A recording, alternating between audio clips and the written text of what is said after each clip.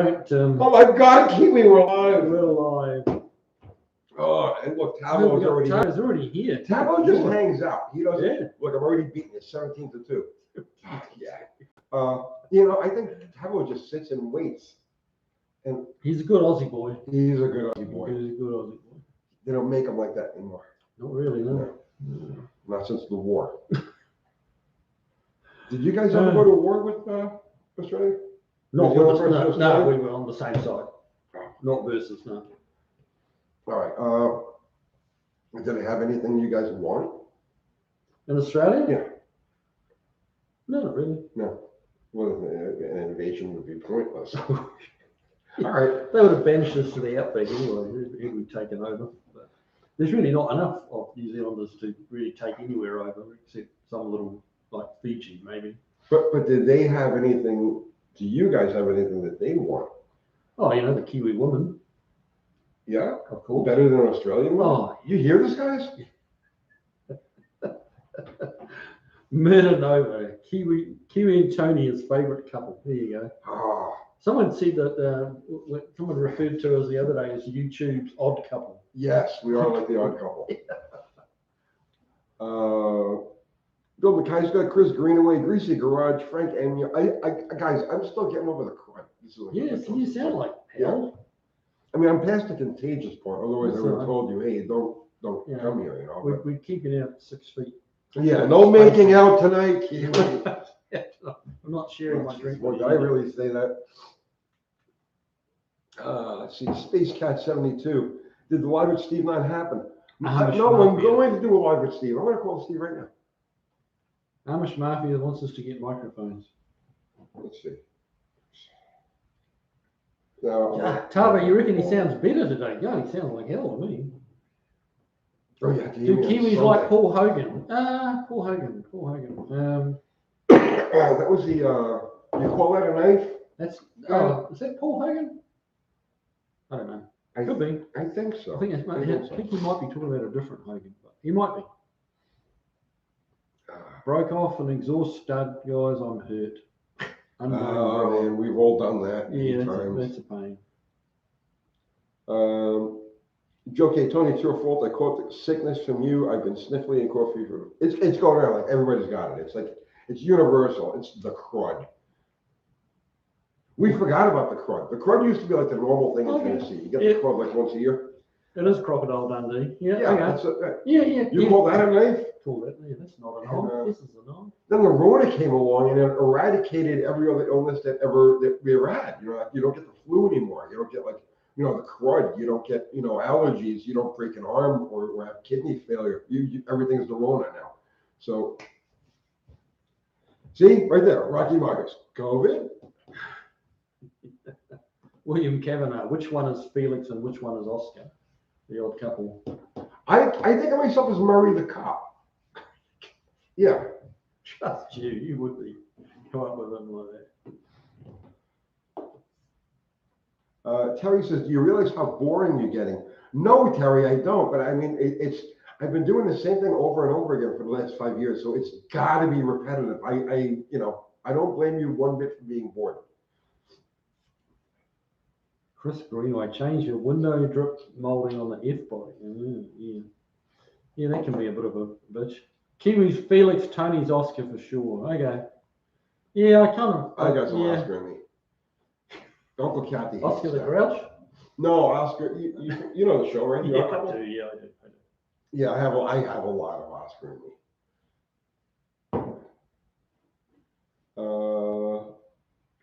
Charlotte Quillen. Hey there. Okay, thanks for upping my desire to drive a pistol grip. Well, you got to do it at least once in your life. I've never driven a pistol grip. You've never driven a pistol grip? I've never driven a pistol grip. You're going to have to remedy that for me. Oh, I got my white red runners coming up here in the next week or two, and you can take that for a blast. Okay. Ah. Done. You've really never driven a pistol grip? That's something you see that much on in New Zealand. I'm usually a very like business only kind of guy when it comes to cars. It's like I don't care about looks. I really don't, right? I don't care about gimmicks. I make an exception for the pistol grip. It's a gimmicky, silly thing, right? That I just love. It's just I don't know. Let's see. What's up with the 318 motor project with David? I think you mentioned that last week, didn't you? Yeah, we talked about that. That ran off into weird places. Ran off the tracks? Went way off the tracks. Way off the tracks. I'm not talking about it yet, but I'm going to remedy the whole lack of this type of video soon. So just bear with me. I'm going as fast as I can. I'm one guy, but we're going to take care of that. There's going to be a Mission Impossible 318, but it's not going to be the one that we originally talked about. Mike M, pistol grip versus T-handle. I never really liked that T-handle. It always felt clumsy. What do I have a T-handle in? What do I have a T-handle in? I know I drive something all the time that has a T-handle. What the hell is it? Your Jeep? No. What? It'll come to me. It's you flip a coin, T-handle or white ball. The thing with the ball, it's got to be the standard size ball, right? Because like the cue ball size. Yeah, because some of them have a ball that's a little too small, right? And it's like hard to get aggressive with it. You know what I mean? And then the big ones, it's like like an 8-ball, no good. So it's got to be the right size. I don't want to talk to you about balls because I get that weird vibe, KIWI. I felt we were running off track there somewhere. I was like, I'm always expecting stuff to get weird. You know what I'm saying? I can't help it. It's like shooting fish in a barrel, man. Cherokee has T-handle but automatic. Yeah. Well, that's not the T-handle I'm talking about. But. Manual floor shift needs a round knob. I tend to agree. Racer Girl says, what is that? Racer. Oh, I thought it was Racer. T-handle toilet flusher. Yeah, the toilet flusher is a T-handle. Maybe we can make a pistol grip toilet flusher. I have that motor set up on the run stand. Oh, okay. Why don't we figure out how to make a V8 toilet bowl flusher? Oh my god. That's something like the guys at Garage 54 would do. Yeah, that would move some water, wouldn't it? Yeah, it would. Yeah. As long as it didn't go off when you were sitting on it, you'd be all right. We don't know how's Uncle Crystal. She's awesome. Here's a picture of Uncle Crystal right there. She's taking care of my beautiful granddaughters, taking care of business. I think she's going to come with us tomorrow morning to pick up the new puppy. New puppy. Ooh. Yes. Okay. A border collie. A border collie. Cool. Yes. She's gorgeous. Here, I'll show you a picture of her. Cape Cod vintage revival. What are the symptoms of a blown head gasket without coolant in the oil? Sometimes it can just push coolant out of the radiator because you're getting compression into the radiator or air into the radiator, and it displaces the coolant. What else? What other symptoms are? Just a general misfire. Oh, that's cheap. That's Winnie. She's cute. Yeah. Very cute. So yeah, I'll show you guys. So that's Winnie. That was taken 2 weeks ago. She was 4 weeks old, and tomorrow she's coming home. She's 6 weeks old now, so we can take her home. So that's my future world champion agility, crazy border collie Winnie. She gets to meet her sisters tomorrow.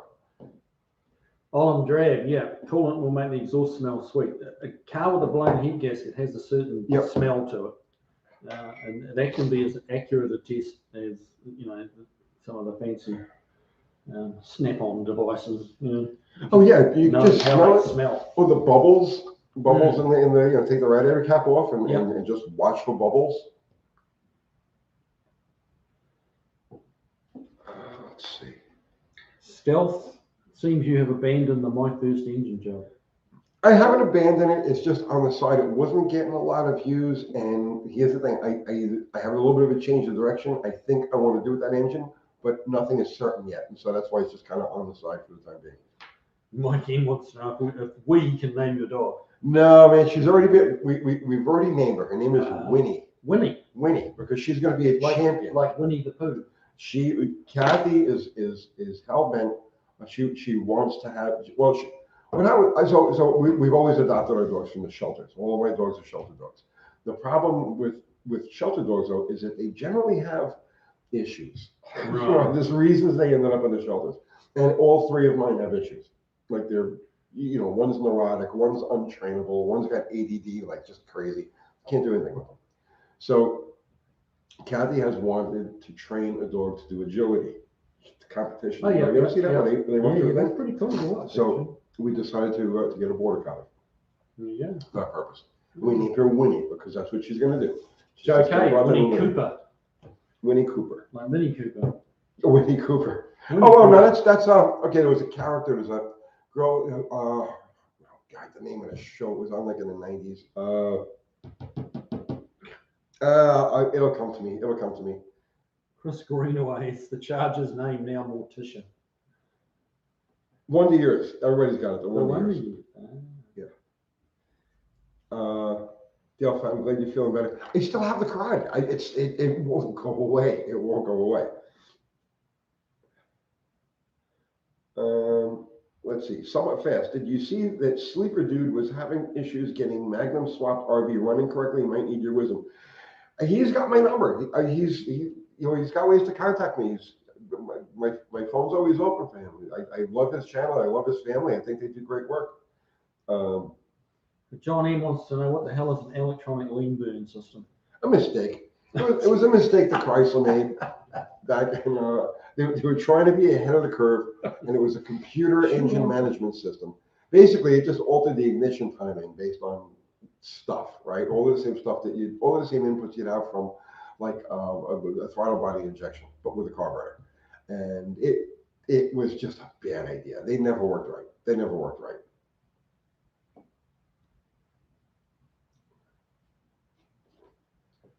The Kraut. What's the car that seems to be the most screwed up by would-be restorers? That's your life.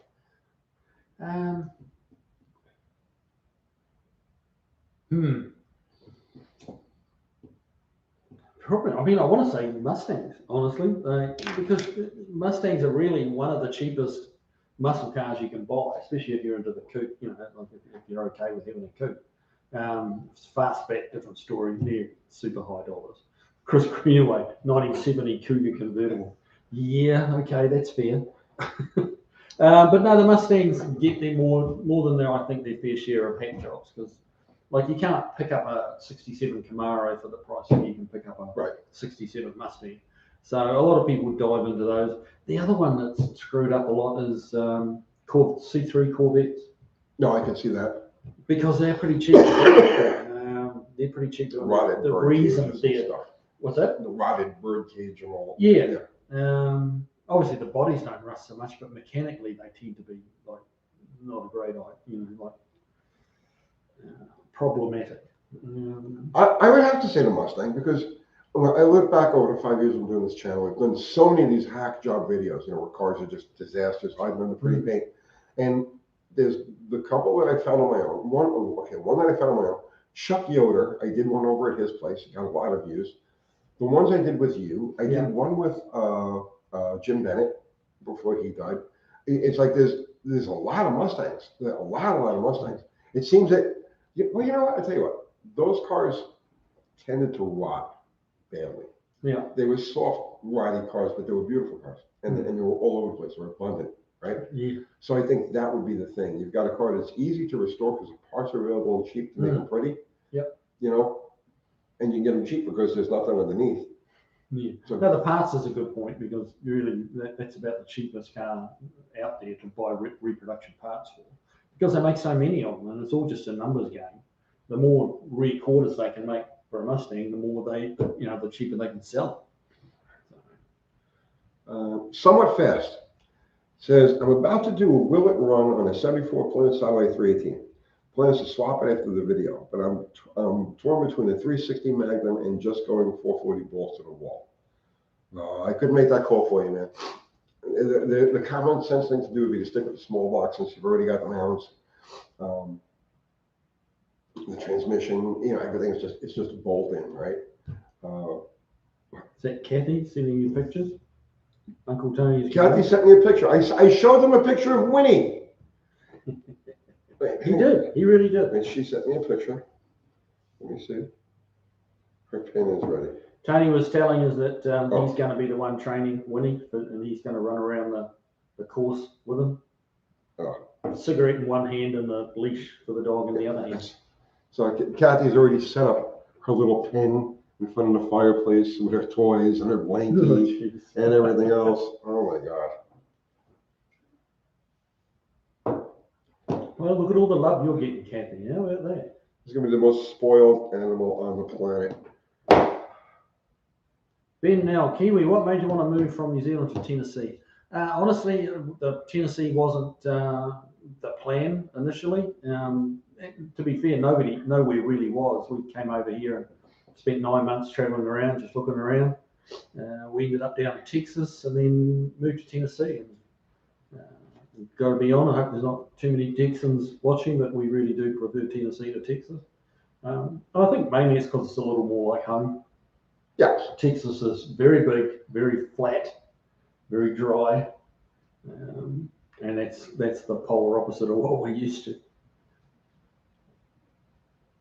It's very hilly and wet here. Yeah, which is New Zealand. I mean, that just describes New Zealand. You want Scarlet Fire? I want to start a GoFund Kathy thingy. Kathy's going to need a GoFundMe with all of the stuff she wants to do with this dog. She's going to need a GoFundMe. It's to pay you to fly around to like Crufts. Crufts? Oh, you're familiar. I'm familiar with Crufts. Oh, Jesus, we've been watching these videos. Well, I don't know what you don't know. We've been watching these videos. Guys, if you want to see amazing stuff, go look at these agility videos, and especially like the border collies.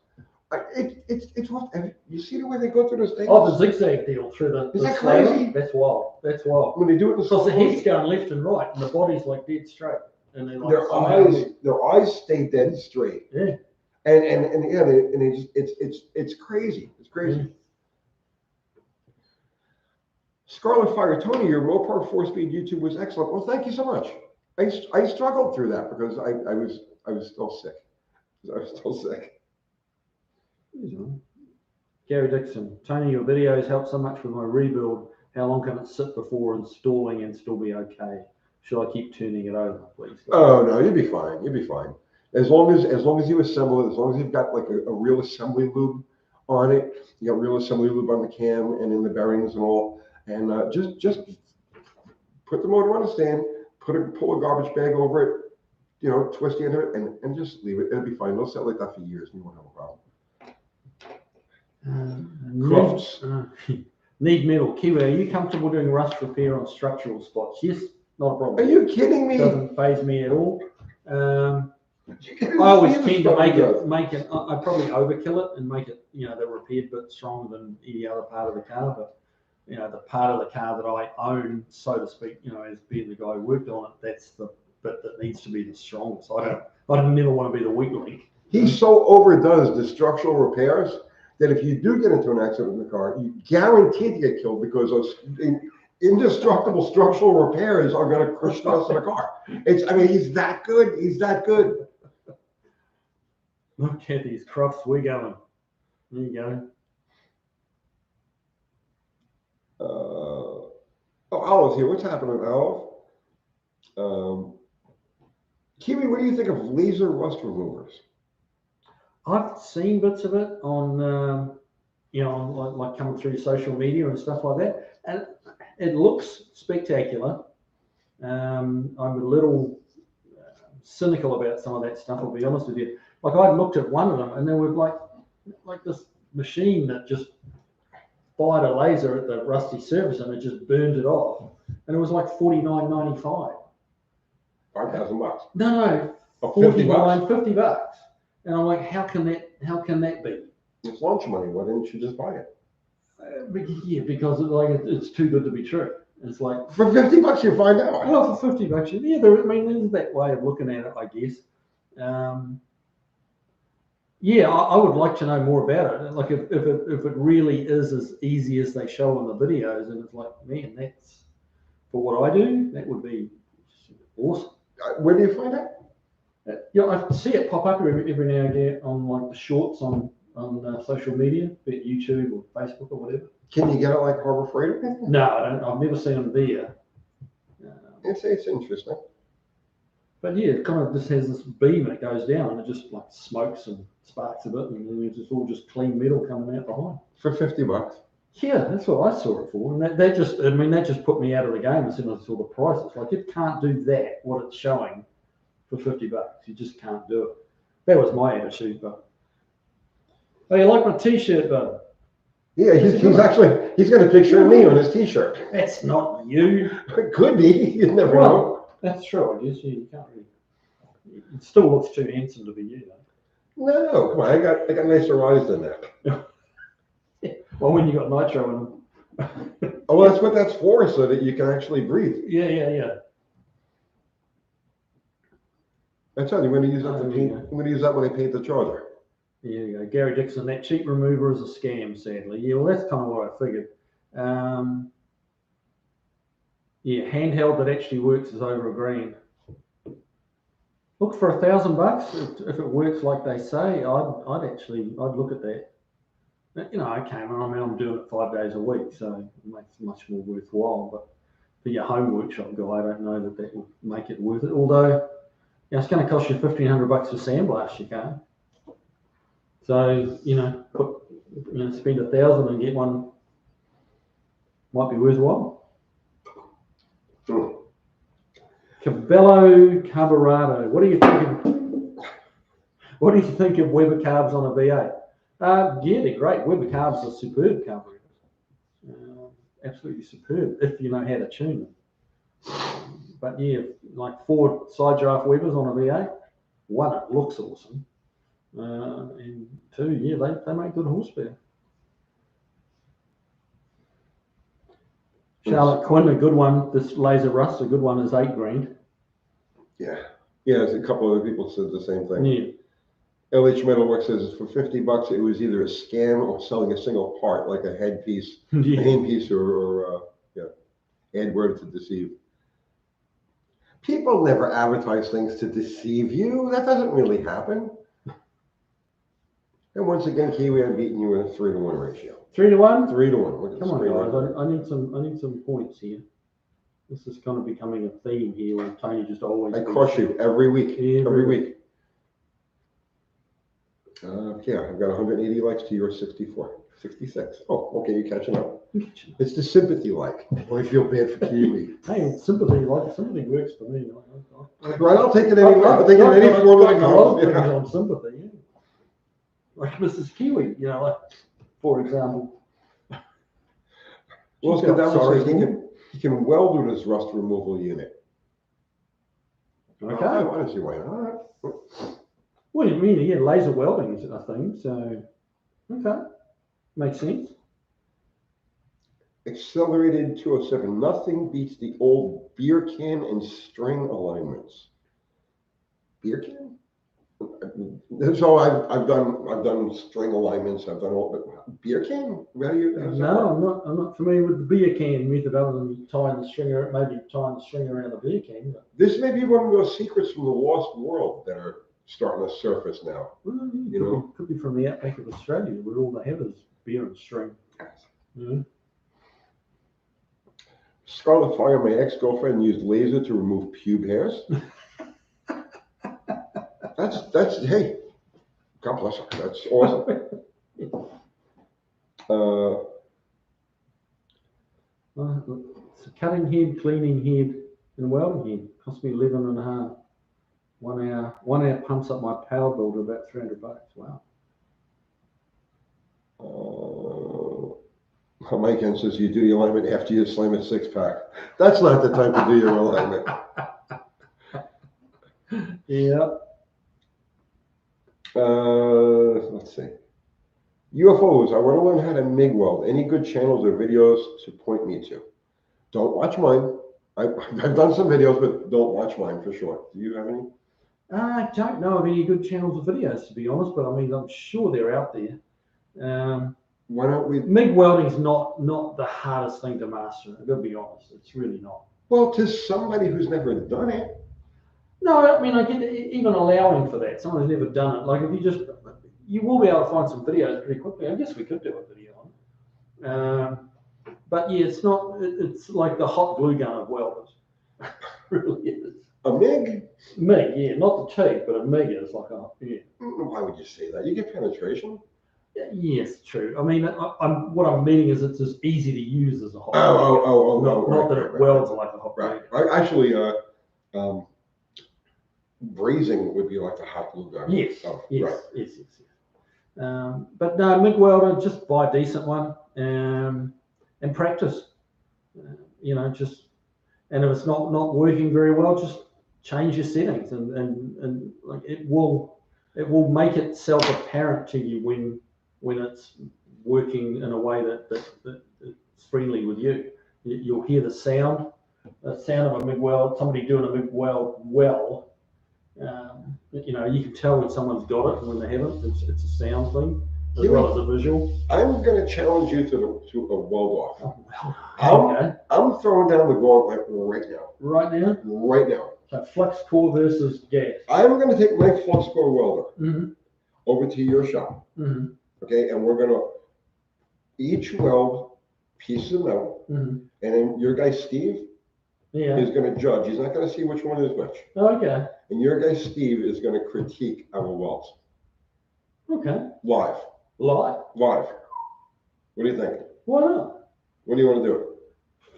I mean, yeah. I mean, I've got nothing else to do in the shop, so. No, you've nothing. I don't know. Next week after, whatever. Give me the date. Oh. And we'll do a promo. And we have to put something down for the competition. Oh, we need a wager? We need a wager of some sort. You think on the wager. Right? But yeah, I'm going to challenge him with my substandard flux core welder and my childish, angry welding skills against what he can do, and with his highfalutin, top of the line, thing that he's highfalutin Eastwood welder. There's a budget welder. Kiwi, that sound is bacon frying. You're exactly right, Charlotte.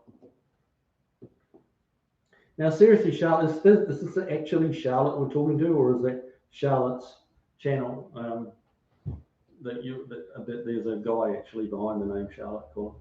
Howdy, Ari. Well, Charlotte's been around forever, and it's always been a guy. There's always been a guy. Okay. Jeff Hutchins is not gender fluid or anything. It could be. I mean, we've got a couple of those. That's no problem. Jeff Hutchins says, see how Tony's making you pay for the electricity for the welders. Oh, he is too, isn't he? See, always thinking. See, he's just a little bit smarter than me. You really need to invest in some microphones. I do agree. I need to completely revamp and redo my entire live thing, and that's going to happen like soon. Charlotte's name is David. And he welcome to the show, David. Yeah. Good to know you, man. So David, why do you use Charlotte? I mean, just it doesn't bother me at all. I mean, Kim is a friend of mine,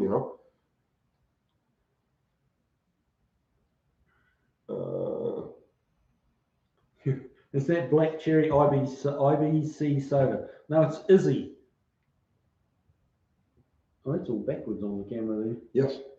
Izzy sparkling cranberry orange spice. Really good. Tony, have you ever used Coca-Cola for rust removal? No, I haven't. I've seen a lot of videos, and that's that goes back to, they used to use Coca-Cola and aluminum foil to take rust off of bumpers. I never did that. Did you ever do that? No, never done that. Yeah, it's an old the rusty bumper, chrome bumpers. Right. The aluminum foil and Coca-Cola, and it takes the rust off. I use steel wool. I would think to use Scotch-Brite, but it was the thing that they used to use was aluminum foil. Well, that might have been the days before Scotch-Brite. Because you get a lot of these old, so it could have been. Yeah, you get a lot of these old home remedy type of things. Yeah. They all came from before we had the current products that we. Right. True enough. Gary Dixon, stuck on the couch after back surgery. Awesome show. Thanks. Well, good. Glad you're enjoying it, man. Can I use a generator to run a welder, and what type is a good starting point? Ooh, you need a pretty good generator to run a welder. Oh, okay. Charlotte, Kiwi. Charlotte is terminally ill. I'm her caretaker. Sometimes it involves hours of just babysitting, so I'm here. Okay. All right. Well, that's sorry to hear that's that. very Man. admirable of you. Yeah, I'm really sorry to hear that. That's, You may have said that before at some point before, and excuse me for not remembering if you did. But you gotta remember how much of this goes on. But yeah, that's very cool of you, man. No, the audio isn't that great. The audio sucks. I must just face it. The audio sucks. But yeah, Tony's saying he's going to get some mics for us. So I'm setting up a whole. So soon we're going to be looking at podcasts. So we'll have a whole broadcast quality thing happening. You just don't have it right now. South Jersey Jim, he's just tuning in because he was having a shower. Oh, nice. And you told him never to listen when he's having a shower. Yeah, well, he's fully clothed now. Well, so that yes, okay. You feel comfortable now? Yes. Safe. That's very good. So you did, yes. Okay. Yeah, David, thanks, man. Scarlet Fire, for your information, a phone charger can kill you while taking a bath. If you swallow it, yes.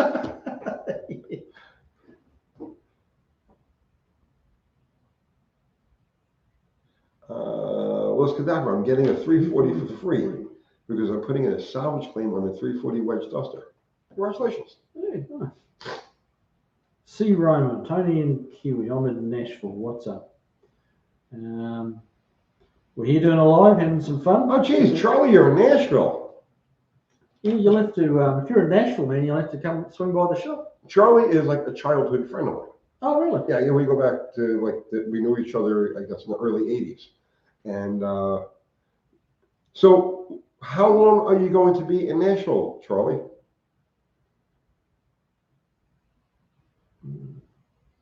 Oh. And while we're waiting for him, Mike DeMayo, can a bent rod cause a bind in crank rotation? Maybe before it bent. I don't know that it would once it bent. Well, I guess it depends what it got tangled up with. Yeah, it depends how bent it is, really. You're here till Monday morning. Oh, you'll be here for a while. All right, Charlie. Yes, Charlotte, I read that. Charlotte's just had surgery, urinary tract and bladder surgery. So all the best. Yes. Give her our love. Give her, yeah. Say we're thinking about her and she's in our thoughts, and we'll hope for the best. A crocodile can also kill you while you're taking a bath. A which can kill you? A crocodile. Yes, no, absolutely. Absolutely. I would think so, yes. A hatchet. A hatchet could definitely kill you while you're taking a bath. Special agent. A bent. So was that question before a bent? Oh, okay. For some reason, my brain went to push rod, not con rod, instead of, yeah. Okay, I misread that. My bad. A bent rod can definitely cause a bind up in the rotation. Now, let's think this through, though. Let's think this through. If the rod is bent, okay, the rod is still, even if it's bent, it's still moving in a linear fashion along with the crankshaft. Right. So it could only cause a bind if it's coming in contact with either like the counterweight. Cylinder wall or something like that. Yeah, so it would have to be really, really bent. Really bent, yeah. Or something that we used to have with the nitro cars, speaking of that stuff, was sometimes the rod would shrink. And when the rod would shrink, right, the bottom of the piston would hit the counterweight. Huh. Wow, shrink that So yeah, the pin bosses would get all shoved in from the counterweight. Wow. If it didn't break the rod. But the rod would start to shrink rather. It would get to that point, start to compress, and then with those engines, the 5/8 and 3/4 inch stroke engines, the counterweight, the distance between the counterweight and the bottom of the piston is like zilch. Yeah, right. So that's how the rod is starting to, you take pistons out and you see witness marks from the counterweights on the bottom of the pistons. It's been touching. Yeah. Right. Wow.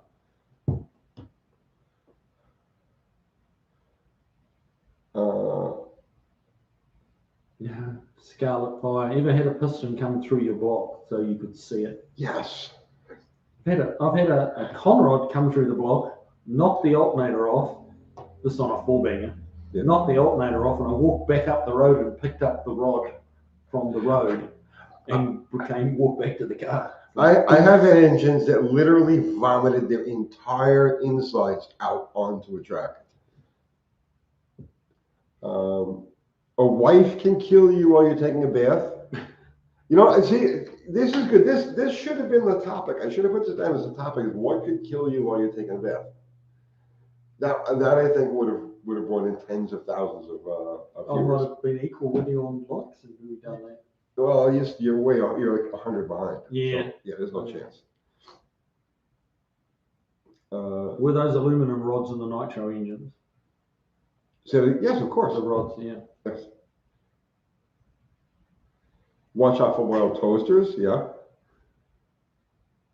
Charles Herman, Tony, I found some old pictures of your old gold 72 Roadrunner with the different quarter panels that was on Staten Island. Send them to Kathy, Charles. 72 Roadrunner with different quarters? It had a 71 quarter on it. Oh, I see. It's been a long time ago.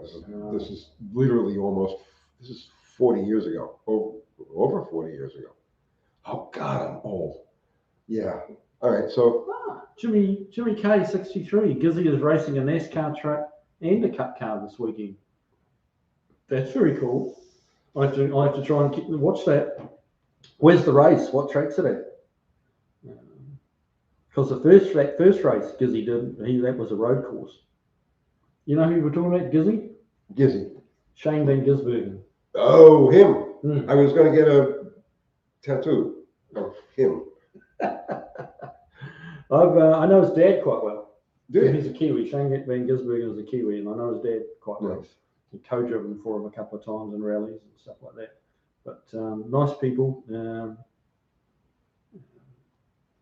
Work hard and play hard.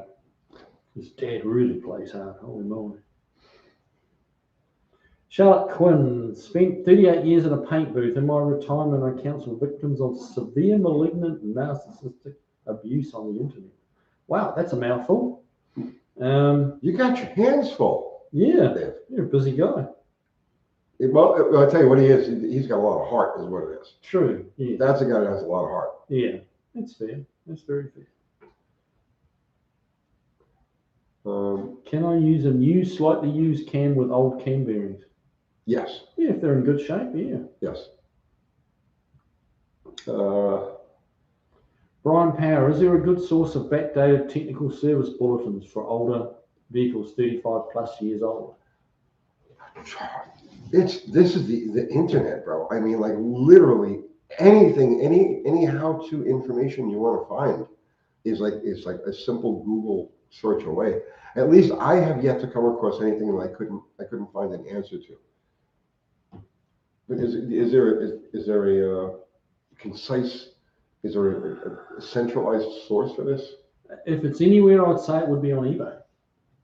You can, there's a lot of automotive paperwork available on eBay. That would be where I'd start looking. Let's see. So here's a news flash for you guys, which Mrs. Kiwi just reminded me about. The WRC is coming to Tennessee. Now, the WRC is the World Rally Championship, and they're having a couple of events down in Chattanooga, I think it is. Really? In 24. Not enter it, but I'll be there watching. Why don't you enter some? Yeah, that's a huge undertaking. Don't they have like a class for like, or is it's just like over the top stuff? Look, honestly, I don't know how they'll be running it. All I've read is that they're putting on like a demonstration event just to try and show the WRC organisers that they can actually run the event. And then, zero. Yeah, that's exactly what I'm talking about. So they're going to do like a couple of like invitation, not part of any series events down there. And show that they can do it, and then they're trying to get the WRC to come to Tennessee, which would be fantastic to watch. Chattanooga is just 100 miles down the road. From Yeah. here. Not even, it's 80 miles from here. Yeah, yeah. I would definitely. So go that's check kind out. of exciting news. And then we got the Shane Van Gisbergen thing happening. So there's things going on. I'll have to get my Shane Van Ginsberg. That's his name, right? Merch. Van Gisbergen. Oh, he's probably got. I'm sure he. Oh, of course he does. He's in the Australian touring cars. Of course he's got merch. But, now somebody asked about the V8 Conquest. Scrolled up too far now. Yeah, that's it's still on the books. It's still on the books. It's just not getting any love whatsoever. Like all of my projects, not a single thing is getting any love at all.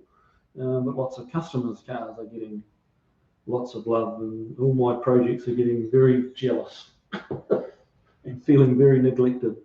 But My stuff is the same way. It's just sitting around.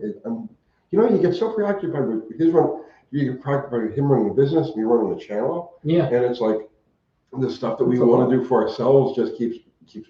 And the thing is, people want to see the stuff that we want to do for ourselves. yeah.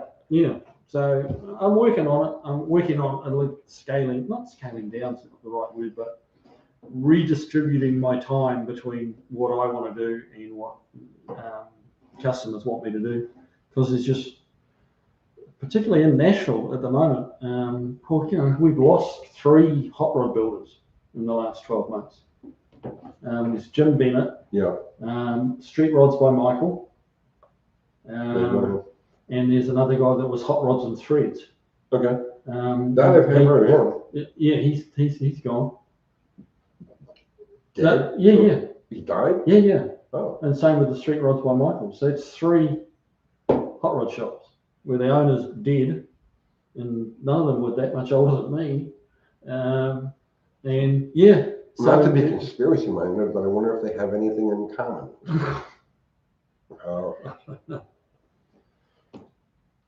And Andrew Button, did either of you work on a Triumph Stag? I have worked on a Triumph Stag. I have not. Quite a cool car, actually. They had a little 2.5, sure it was a Stag, had a 2.5 litre V8. Really? Which is tiny. That must have revved like a chainsaw. Yeah, it was an overhead cam, chain driven overhead cam setup. Wasn't a success by any. It was just it was too many cylinders and not enough cubic inches. Didn't even put a Yeah, it pistons was a like little that. 2-inch pistons or something. Yeah, and it was a V8 which is supposed to have grunt. And, everyone loves about a V8 is they've got that grunt, that torque. In theory. And so they made a little baby one that had no grunt and no torque. And people left it in droves. Mike Strunk, thank you so much, man. I appreciate that. Uh-oh. Yep. He froze. Okay. Still grieve Indian Larry. I met him I met Indian Larry once. I sold him a pickup truck full of Yamaha stuff. He was into the 2-cylinder Yamahas. God, when was that? That was probably around 1998, 1999 or thereabouts. Really cool guy. But it was like a matter of just like, you come out, look at the stuff, hand me a bunch of cash, and sent this guy's up to unload it. But he was very cool. Okay, so Olin Drab saying that the Stag was 2 Dolomite 4s fused together. Huh. And then Bill Wilson, they stuck 2 slant 4s together, leave it to Leyland. Okay. Tavo saying they could have used the Rover 3.5, which was the Buick V8, the aluminum Buick V8. So there you go, a little history of obscure cars. The Tavo saying the Stag was a victim of internal politics. Yeah. They could have used the Rover 3500, but chose to create their own in a hurry. So whoever was saying there were 2 Dolomite motors, weren't the Dolomite motors a 4-valve, like double overhead cam? I didn't think the Stag motor was double overhead cam, but wouldn't swear to that. Larry was a real biker. The thing I liked about him, like say he had all these other bike builders, right? And do you remember that? The chopper craze? Yeah. What did you think of that? What did you make of that whole thing? I mean, for me, choppers are just a piece of artwork. They're not even made to be ridden. Right. Especially these hardtail things. And Like, Well, hardtail is different, but I mean, some of them are just like stupid Super long, long. you know, where it's like Yeah. the And then- tank in front of your face. And then you know, Orange County chocolate is just like, oh my god. Yeah, well, yeah, that was just bad. That was bad. Made them rich. But some People of them, loved it.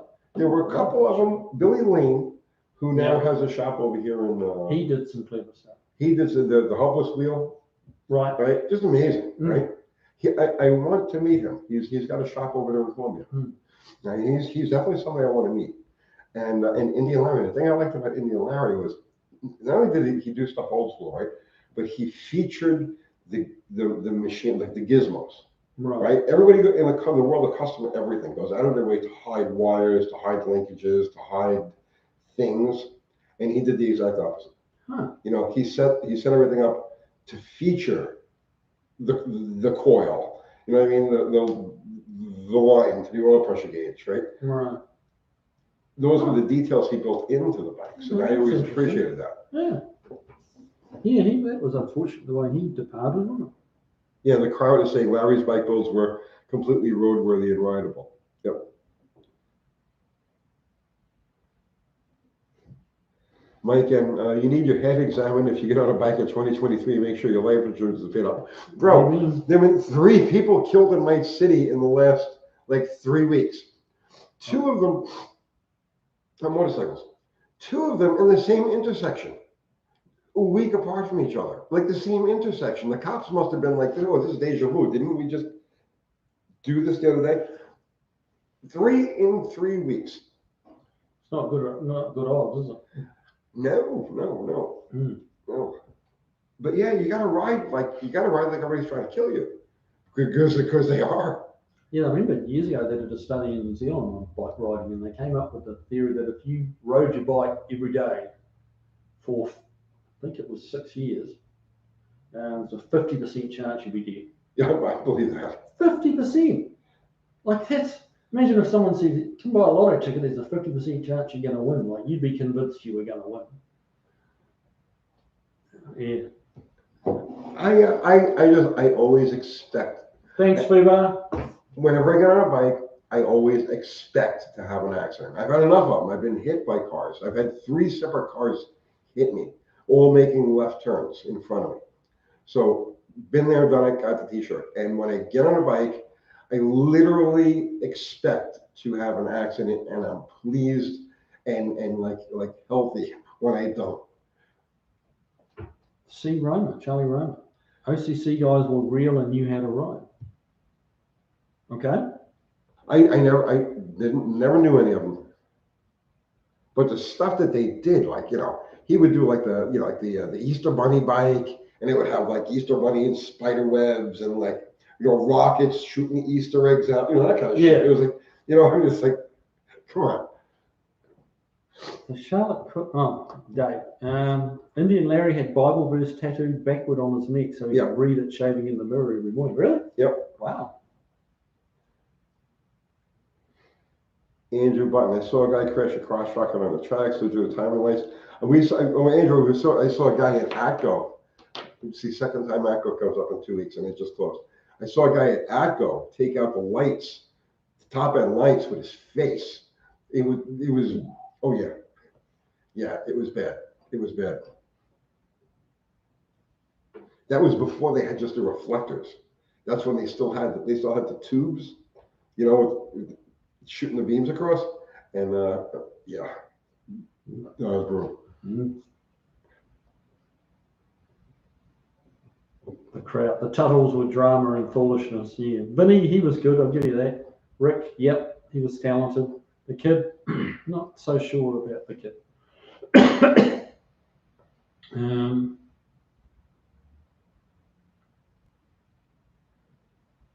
Greenies blew off while I quit riding after someone changed lanes into me on the freeway 80. I've done that. I've had that happen to me. I know I went into concrete and then got run over. Oh, that's bad. Yeah, that never happened. To tell the tale. Wow. I've had people change lanes into me, right? But I've never. That's bad.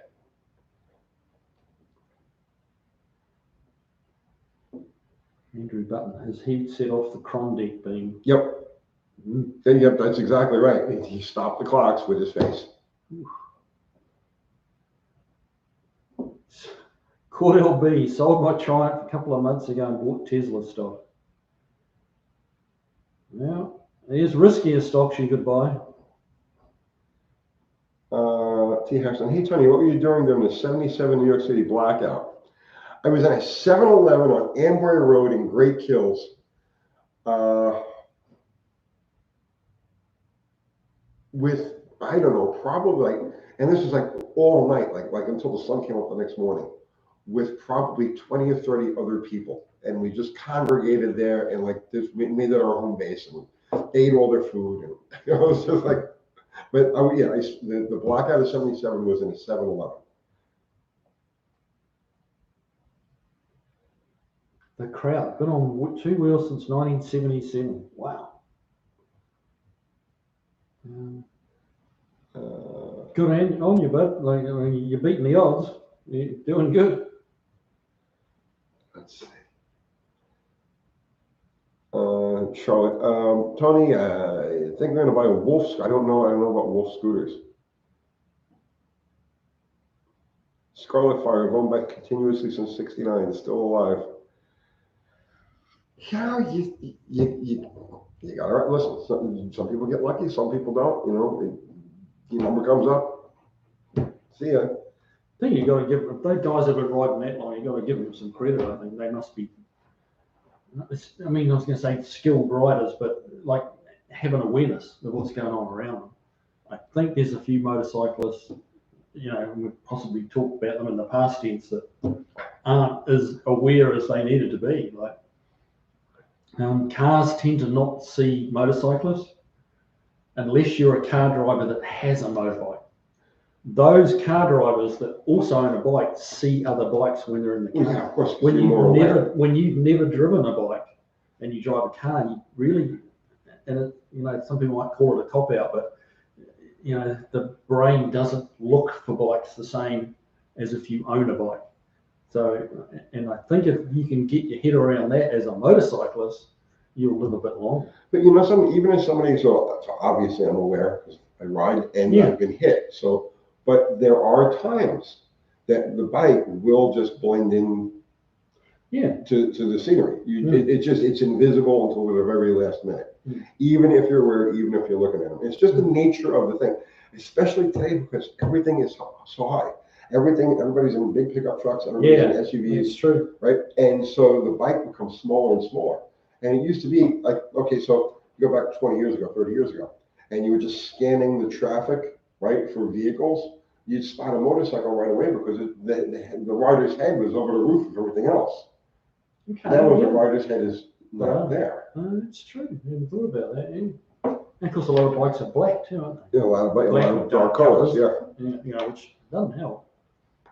But nobody's going to buy a Dayglow orange bike, is it? Unless it's from Orange County chocolates. No, my Sportster is orange. You've got a misfire going there, Tony. Because you went to something sporty.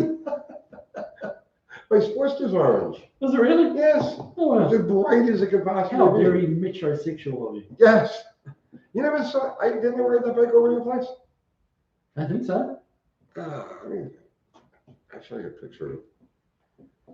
Here, you answer stuff. Okay, I've got to read. Get to work.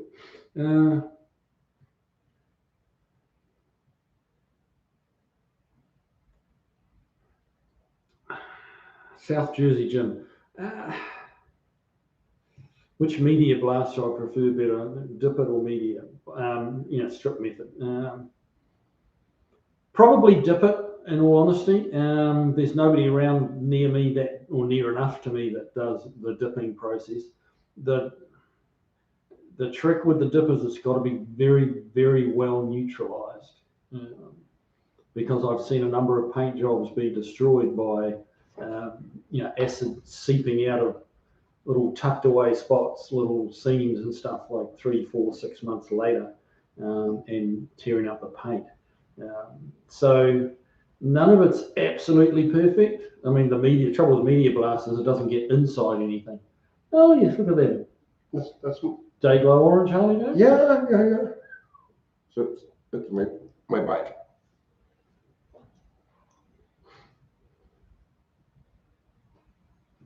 landed at least. Motorcycles are super fun until you lose all your skin, which I've done. I've done.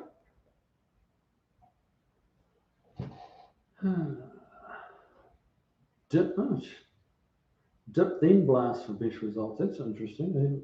I haven't heard of that being done before.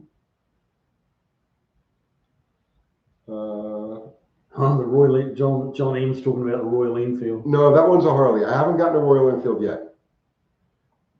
God, when I was going to school, one of the other guys at school had an old, back then, when I was at school, so that bike must have been old, because it was an old bike then, like 50 years ago.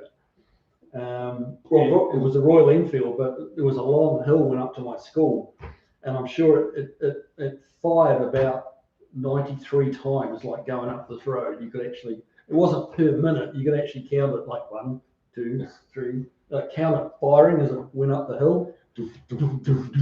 Yeah. Thumpers, man. But it didn't, the RPMs weren't high, but they certainly didn't get lower. Like it just went up a hill. The engine had no idea what a hill was. It just went. It could have been climbing a vertical face. I think it wouldn't have slowed down.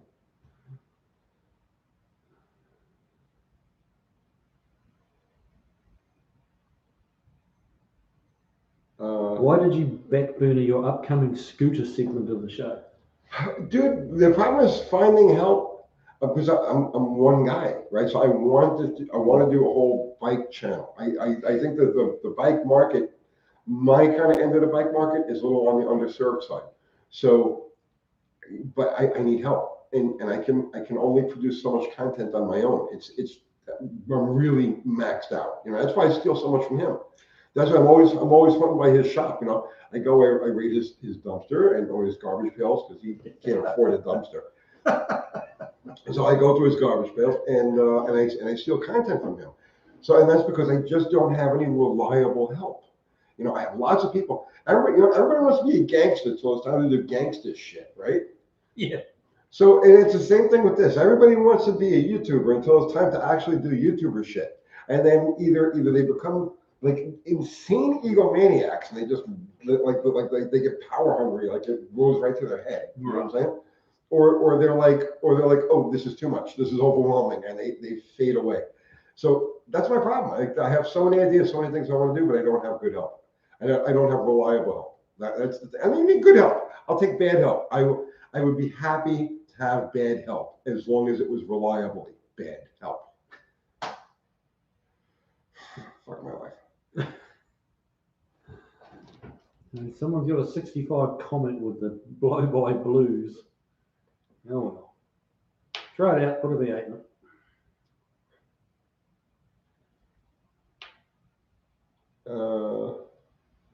Let's see. I was nut riding, gave it up nut riding. I don't know what that is, bro. But I'm happy you enjoy it. Somebody needs to help Tony with his scooter content. Yeah, I'm telling you, I want to do a two-wheeler channel in the worst way. I love bikes. I really do. But I think I enjoy bikes more than I do cars. I know it sounds crazy. But no, not at all. Not at all. You got to look at how many bikes are out there. There's a ton of people with a ton of passion for them. Well, count the number of hot rods, muscle cars, classic cars, like the world of four-wheelers that we deal with, right? Versus the number of bikes. And bikes outnumber the car guys 10 to 1. Really? Well, think about it. You go out on the road on any given day. Yeah. Right? How many people you see on motorcycles? It's normal, right? But how many hot rods do you see going down the street? True. The muscle cars going down the street. Yeah. You see what I'm saying? Two Hacks, what's happening, brother man? Yeah, hey, Two Hacks. Haven't heard from you for a while, though. You go, how's that Thunderbird going? Yeah, that is a cool. It was a beast. Yes. Yeah, it was a beast.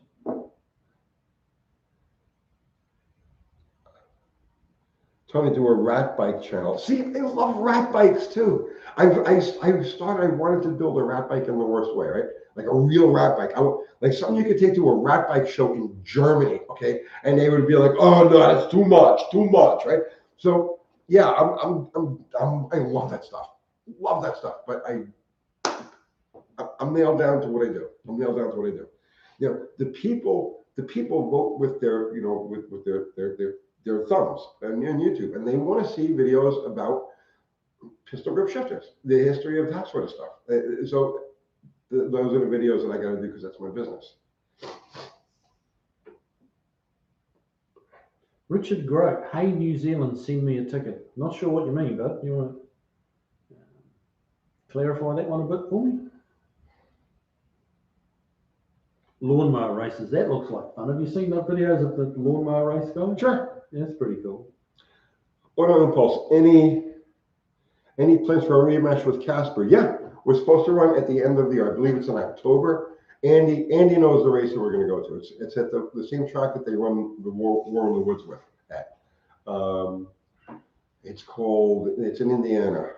Brown County Speedway, Dragway. Andy knows the date and everything else. So as soon as we get a little bit closer to it, we'll talk about that. So when's that going to happen? Sorry, I missed that. October. That's a rematch between Casper and Bottle Rocket. And we might have to bring that blue thing into that one. Well, the blue thing is going to race Bottle Rocket with the engine that's currently in it. Oh, I see. Right. That's right. We're gonna send that one off in a blaze of glory. It's a glory. It's smoke. Andy's going to be facing a completely different 318. Oh, okay. Yes. A bigger and better 318. Different 318. Different 318. Yes. Okay. But yeah, there's a rematch in the works.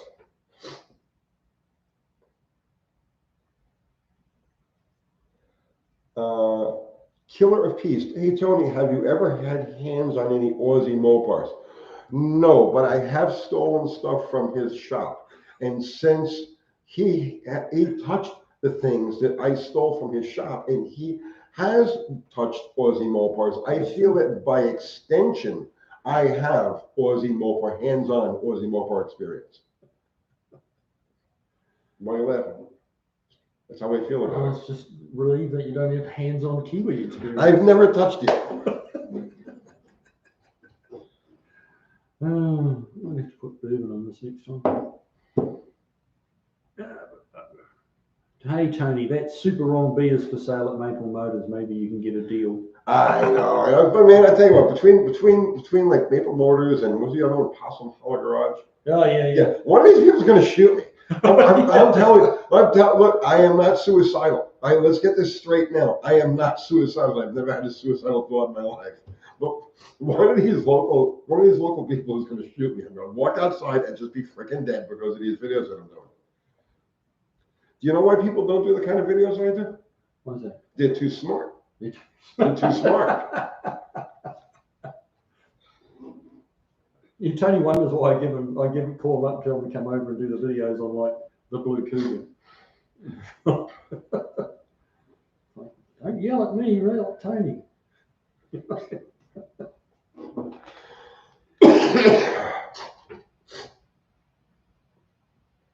Let's see. Billy Bob Holcomb. A manual trans in a full-size truck would be a mana from heaven. I just put a TKX in a. I'm not sure what you mean by full-size truck, but I just put a TKX trim it in a 1970 C10. Oh, I like that truck. Yeah, that's a cool truck. You should see it on the ground now. I've got the videos. I've just got to put them together and post them. But man, it's low.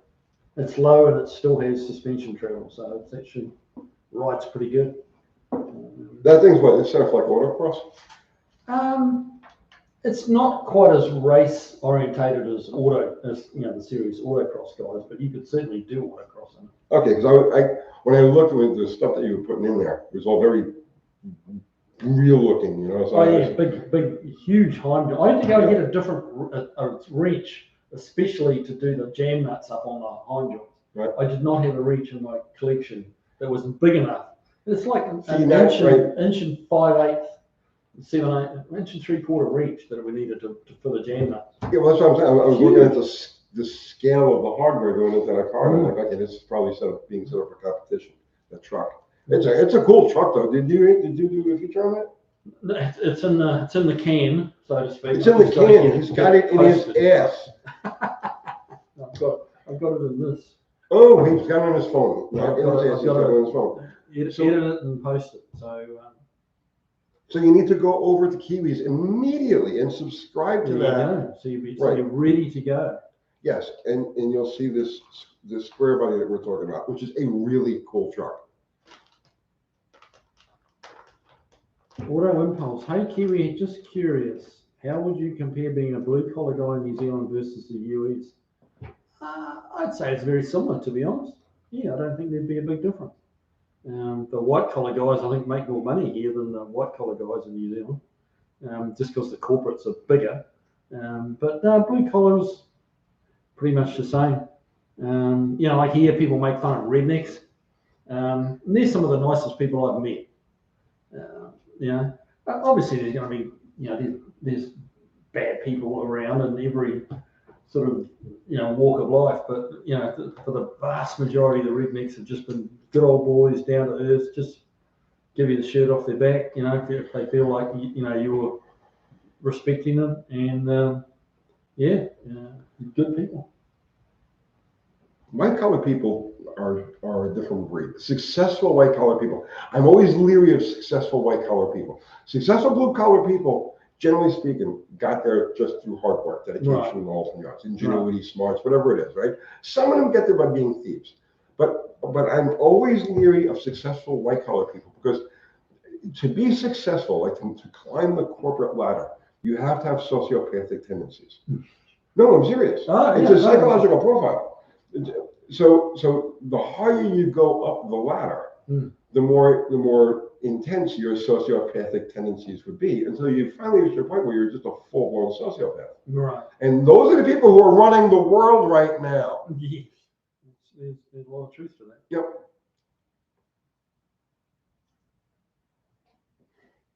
Richard Grove. How come prices have doubled but my pay hasn't? What's with inflation? Yeah. Charlotte is schooled in sociopaths as well. A whole different political show, that one. Sure. David, Charlotte, David. So, okay, so you've been watching me for 5 years now, right? I get called all of these things, like all of the things that you specialize in. I get called a narcissist. I get called a sociopath. I get called all kinds of things. Which category do I fit into? And don't worry about it. You cannot hurt my feelings. It's not possible.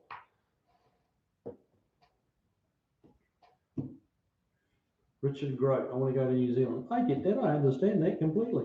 It's a great place. The more I learn about humanity, the more I value dogs and motorcycles. You're absolutely right. Can't argue with that. Scarlet Fire, which are worse, car salesmen or lawyers or politicians? Which are worse, lawyers? What lawyers are worse? There was a lot of politicians that are lawyers.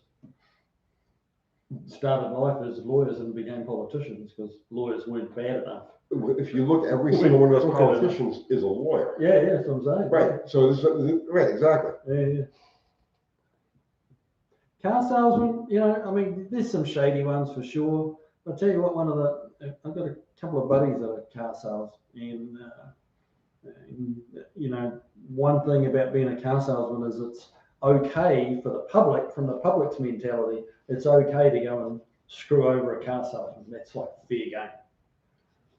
And they have to live that every day. So they do get the short end of the stick a bit at times. Like people just do that. They'll go and trade in their car, and they'll show it to them, and they'll agree on a price, and then they'll come back 3 days later to do the deal, and it's got someone else's old tires on it. Right. And that's okay, because it's okay to screw a used car salesman. But actually, is it? So I grew up next to this guy named John the Fireman, right? And he was a fireman, hence he got the name John the Fireman. John Taddeo was his name. Nothing gets by you, does it? No. Not a thing. So I grew up from the time I was like around 12 or so until I moved to Tennessee. He was always one of my neighbors. Right. And he dealt used cars. And I went with him and I worked with him. So I can't even begin to tell you how many hundreds of cars came through the thing, right? We would go to the auctions, buy cars, sort them out, fix them, and so on. So, but John was the most honest guy you could possibly have, right? Because he didn't need the money. He made good money with being a fireman, So Right. he had his good pay and all of that. And Yeah. so the used car thing was just a hobby business for him. So he was as honest as you could possibly be. And every car that came through, he would go to the auction, bring home cars. Let's say he bring home 4 or 5 cars, and he would send them over to me for new shocks, new brakes, and check the car over. Right. New shocks, new brakes, new hoses and belts, new belts and hoses if he needed it. And that was his standard thing. But the company that. So when he handed the customer he'd be like, this thing needs nothing. It was going to make it home. Right. It's been serviced. It's been gone over, and the whole thing goes. Yep. Only used car dealer I have ever known in my life that was like that. Everybody else is thieving for the.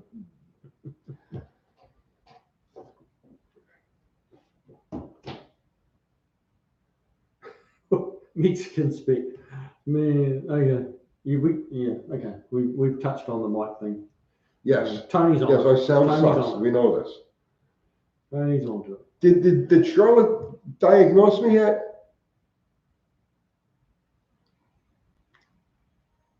Oh, I guess not.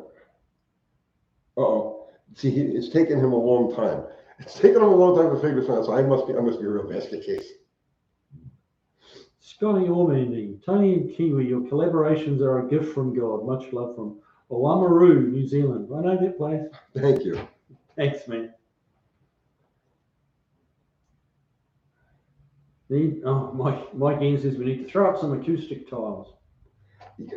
This is all temporary. I'm working on something. Relax, relax, relax.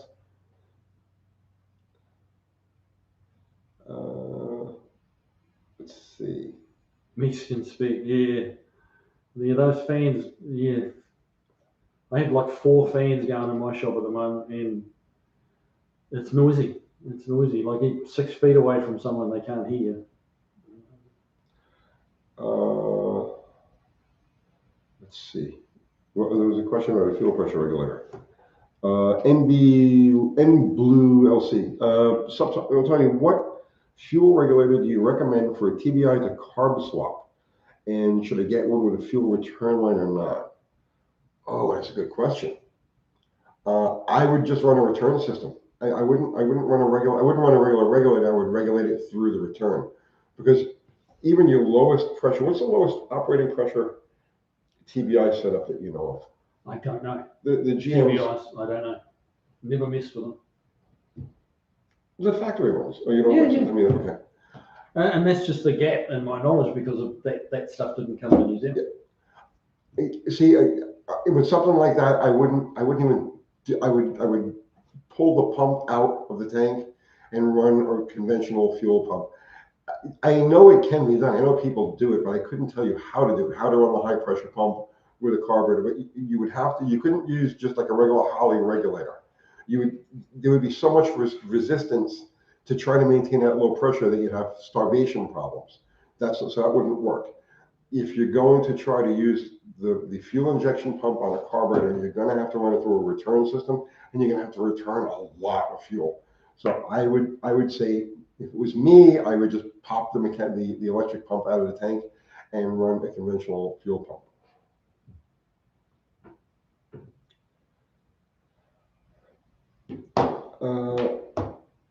Scarlet Fire, did Mopar offer a V-Rev radio GL? Yes, it was called the Motorola Vibrasonic. And it sounds like an adult toy. It made you, it sounded like you were sitting in an oil drum. It was a reverb box. Right. That big honking box that they mounted under the package tray. And it went through the speaker. The speakers were wired through that, and then you had a control unit on the dashboard to set your amount of reverb. And if you just went to maximum reverb, it was like, woo, woo, woo. It was crazy. Charlotte calls Tony, tried it twice, it blocked me both times. Yeah. Okay, there's a list of words. I don't know what words you might have used that are blocked. Kathy at times has added words that are just blocked. So maybe one of the mods, I'm sorry about that. I don't know which words or how to get around that. Beetlejuice is an interesting one. Just installed a harmonic balancer on my freshly rebuilt big box shed. Installed it part the way with a dead blow. We stopped and ordered the install tool. Do you think the thrust bearing is probably okay? Oh, yeah. Oh, please. Yes. Don't even. So. That's a big flat, two big flat areas coming together on the thrust, and like you would need a huge ass dead blow to actually crush that any amount. Yeah, that's an old wives' tale. Okay, anybody who tells you that you're going to damage the freaking thrust bearing by hammering on. Now, I'm not recommending hammering on the harmonic balancer. Okay. But anybody who tells you you're going to wreck the thrust bearing doing that has no conception of the forces at work inside an engine, especially with a manual transmission. Excuse me, a little sick. The crud, I've got the crud. But here's how you do this, okay? You knock it on, right? You make sure it's even, you get it started, and you go just far enough that you can get 3 or 4 turns of the bolt in, and then just run it with trim pack gun. Okay. This one for you, Jane. Okay, question regarding your body style video. 76 Olds 88 and vehicle saver 2-door. Last year of the big GMB bodies. Are they hard tops or coupes? They have a combination of roll down rear windows and fixed glass. If it has a B pillar, it's a coupe, really. Yes. But if you go sedan also has a B pillar. True. Even a hardtop has a B pillar, but it's abbreviated B pillar. Right. Yeah, true. It's halfway up. Yeah. Okay. So what is it? What's the answer to this question? Stagecoach. What? Stagecoach. That's the best I can come up with. Okay. I can't. I'll have to dwell on that. That's one of those questions. That's one of the things you meditate on, right? How high is up? What is the sound of one hand clapping? What body style is the 88 Buick Sabre 2-door? I don't know, man. I don't know. Oh, dear. Oh, look, I'm less than 100 behind now. You're still 100 behind. Yeah, next time I astral project, I'll focus on that question, and we'll get you an answer there.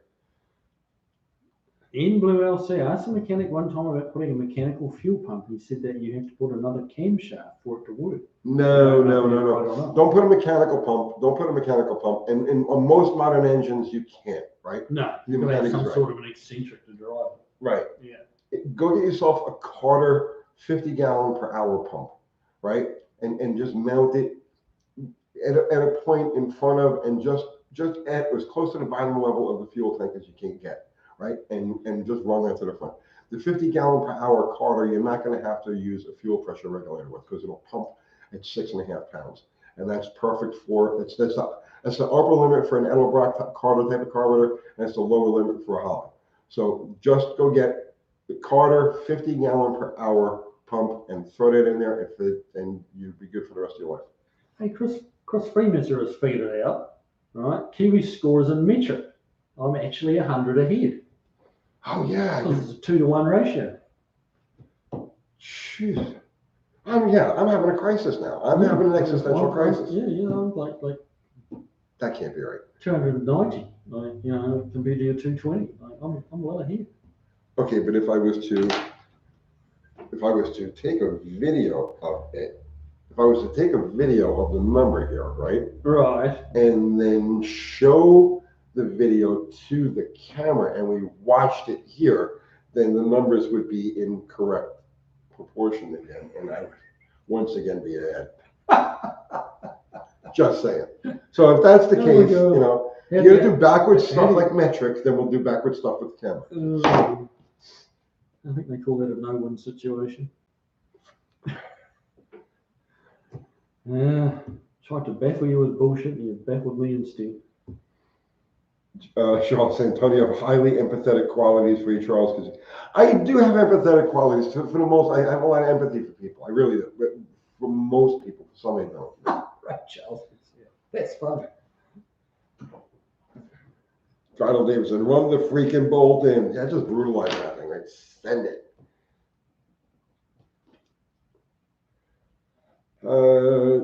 Hey guys, is there a viable market for classic car themed businesses?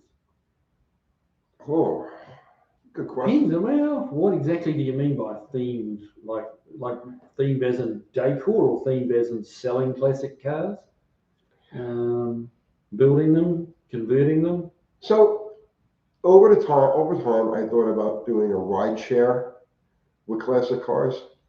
Uh, Okay. get some 50s because 50s cars really look out of place. 60s cars can almost blend in, but 50s cars you can really notice. Right. And painting them up as like yellow cabs. Hmm. You know what I mean? And you use that as like a ride share, like an Uber type of thing. Okay. That's one of the ideas. I've had a lot of ideas like that. Okay. Classic car themed coffee shop with a restoration garage next door, for example. Yeah, that'd be a good idea. That'd be yeah. I mean, that's cars and coffee. Like seriously. As a 7 days a week venture. So I think that would definitely work. If I had a savvy businessman that said, "Hey, I want to use your name, right, and I want to use the promotion from your channel to do a hot rod or a car or a gearhead based cafe, like a hot rod cafe, Uncle Kiwis, Tony's coffees, and crustaceans. Well, yes, we would feature Kiwis, coffees, and crustaceans. But if let's say somebody like a savvy investor said, yes, I think we can do this and we're going to open one in Nashville, right? I would be all about it. I think it would be a fantastic business. I just can't do it myself. Here in Massachusetts, you can get a Harley to tow your coffin to the cemetery. Yeah, there you go. Mm.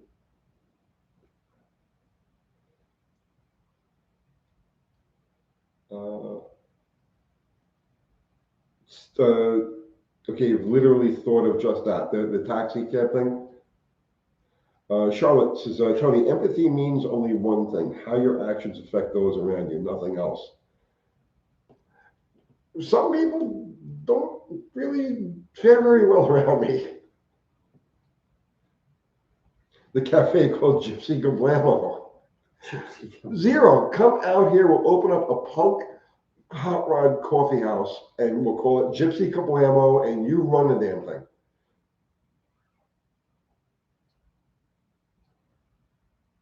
Tarbo's saying there's a similar thing, but motorbikes in South Australia. So my brother Ralph and I, right, this is back around like 1999, I think it was. We were looking for a place. We were going to open a motorcycle place called Skids. Okay, so here's the thing, right? He and I had I had a series of high-speed motorcycle crashes. I was forever in a cast and whatnot. And he was another one, right? But make a long story short, I had crashed the bike parts all over the place. And I had a scab. I had a scab. I wore I ground off all the skin on my side, right? So I had a scab like this that came off, and I hung it up on my wall. Oh, that's and he, if I'm lying, I'm dying, right? Uncle Kathy's watching, right? And he, at the same time that I peeled my scab off and hung it up on the wall, he gets a speeding ticket for 187 miles an hour in a 40, right? 187 in a 40. So I had all my broken stuff lying around and the scab and his speeding ticket stuck to the wall. And we were like, why do people love, like destructive, destroyed things? I was like, well, yeah, everybody's got a motorcycle crash stuff. They got their trophies, They got this broken plastic and this cracked helmet and here's my scab. He says, we should open, and casts. I had all my casts that I had cut off. You save those too. So we were going to open a place called Skids. And the whole idea behind this was for people to bring their motorcycle crash paraphernalia and souvenirs and hang it up on the wall. So the whole place would be decorated with motorcycle carnage. I think that would have gone pretty well. Michael Ash is asking about the blue Cougar. The owner of that is, we did touch on it last week, but he is keeping it for a few years. They use it as they're actually photographers, so they have a photography studio and they use the car a lot for sets, doing photographic stuff with it. So it's bought, it's part of the business. They're going to take the tax depreciation from it for over the next couple of years, and then move it on with full disclosure. So I've got to give him credit for that. He, he's not making a secret of it. And so yeah, I mean, hopefully that car will find a good home and get fixed. But it's someone's going to need to buy it knowing they've got a lot of money to put into it. But it is an XR7 Cougar convertible. So yeah.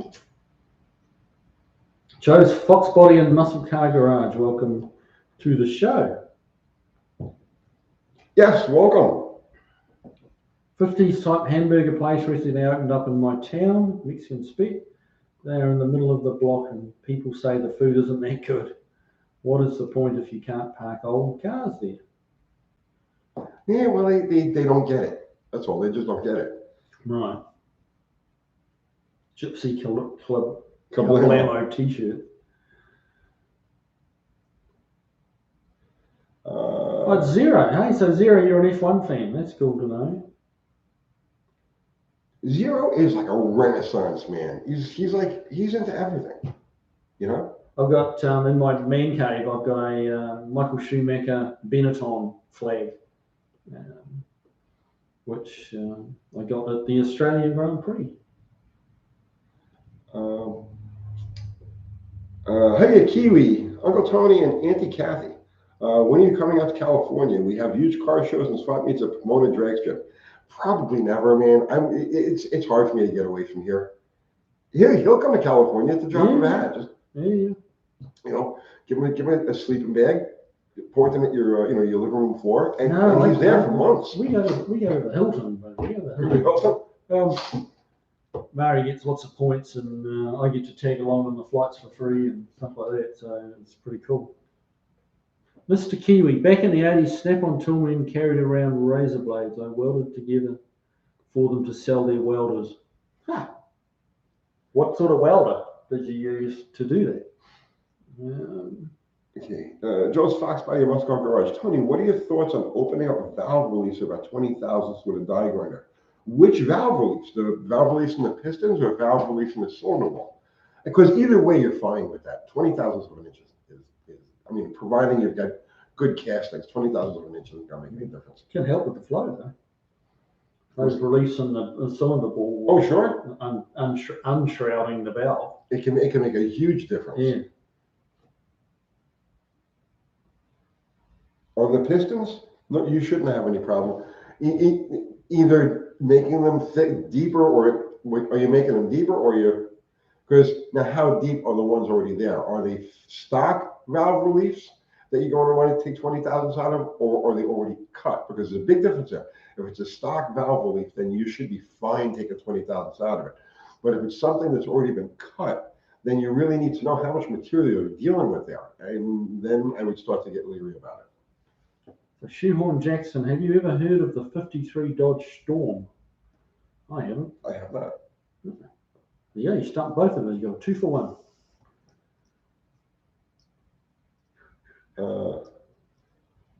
C. Satori, Tony's next T-shirt. I never leave Tennessee. I don't. I don't really have to. I don't have to. Everything a man could possibly want is right here. So it's like me. Except, yeah. What more could you want, really? He makes me nervous. He makes me feel weird sometimes. You know what I'm saying? So, I can't reach from here. You're getting further and further away. Yeah, just a little bit. I'm comfortable, man. You need a little space. Joe K blames Sunday night. What happened on Sunday night? I don't know. Yeah. It's all blur to me. It's all blur. I'm doing this for 5 years straight now, bro. Next month. September, 5 years. It'll be 5 years of doing this, right? So wrap your head around this, okay? I've been doing this for 5 years straight for 7 days a week. This is YouTubing. YouTubing. Right. I have been YouTubing 7 days a week. Because even remember now, even when if I'm making a video, if I don't put up a video that day, I'm still doing stuff related to the channel. I'm working on one of the cars, we're lining things up, whatever it happens to be. 7 days a week for 5 years straight. So it's literally all a blur. It's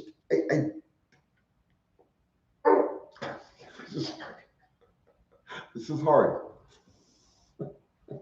Crap. You are crap, right? Come to Wisconsin. We have cheese, beer, brats, and girls with immense sweater puppies. I love Wisconsin. Wisconsin's I an thought you were awful going to place. say, I love sweater puppies. Oh, sweater, I love everything, please. No, Wisconsin's a great place. I love Wisconsin. I spent a lot of time in Wisconsin back in the 90s because we were always running cars up at Union Grove and at Cordova. So that whole area, northern Chicago and the Milwaukee suburbs, the southern Milwaukee suburbs, it was like a home away from home for me for a few years. Wasn't that 70s show set in Wisconsin? I don't know. I never watched it. Oh, okay.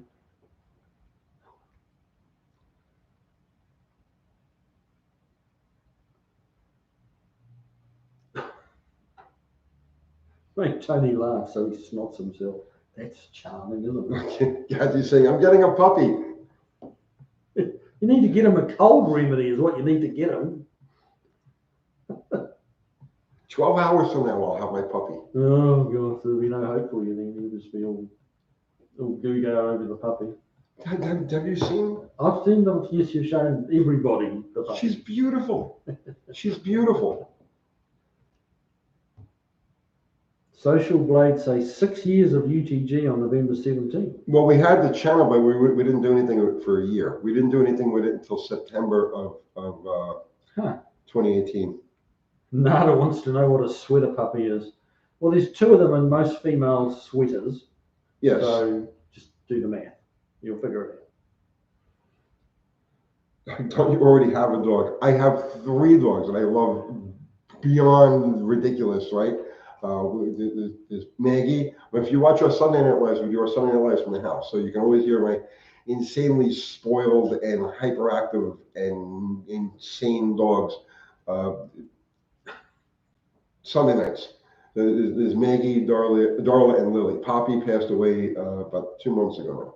So now Winnie is coming to join the pack. Jeff Hutchins, UTG's Scabs and Scrap Cafe. Well, the FDA is going to be all over that, aren't they? What's this hanging on the wall? Kathy, do you remember the scab?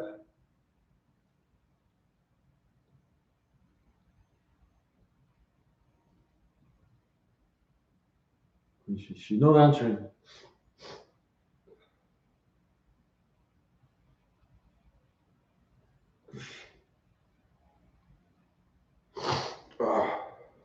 Excuse me, guys.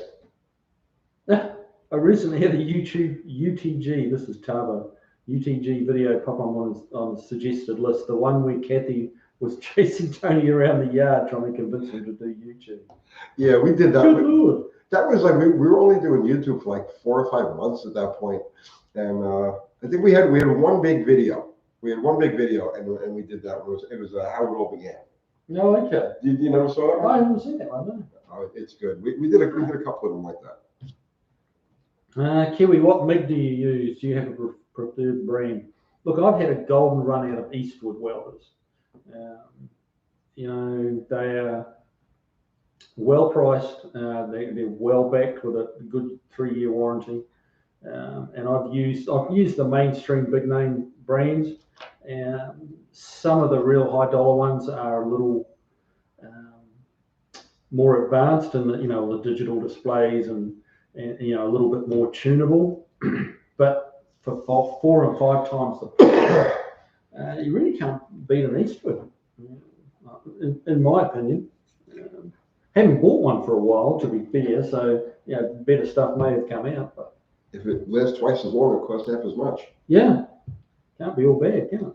Kathy's saying yes, you were discussing. Kathy remembers my giant scab hanging up on the wall.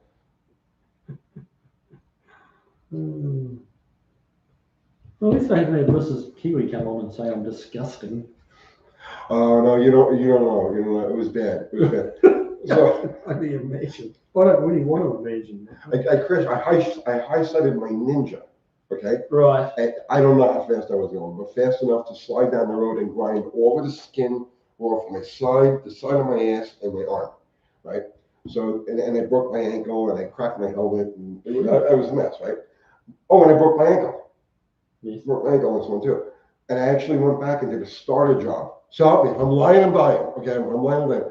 I go from the accident scene, okay, covered in blood, Oh, God. with skin just hanging off. I go from the accident scene back to my shop. I did a starter job on a Chrysler K-car station wagon, and then went to the hospital.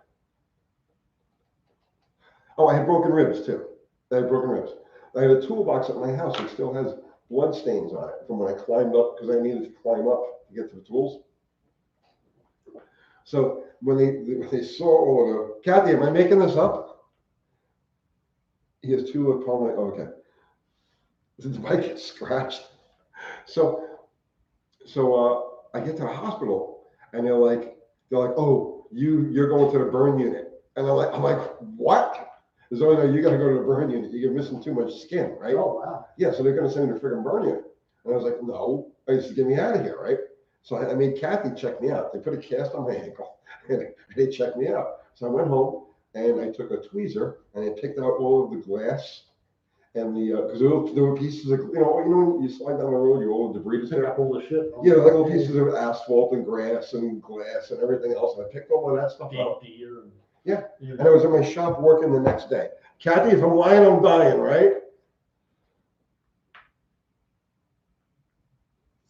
Kathy says you've got two lapel knives. Oh, okay. No, we're not making it up.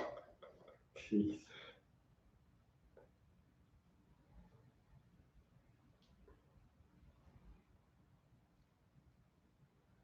I couldn't do that stuff anymore. I couldn't. When I was batshit crazy when I was younger. In my 40s, the 50s mellowed me out.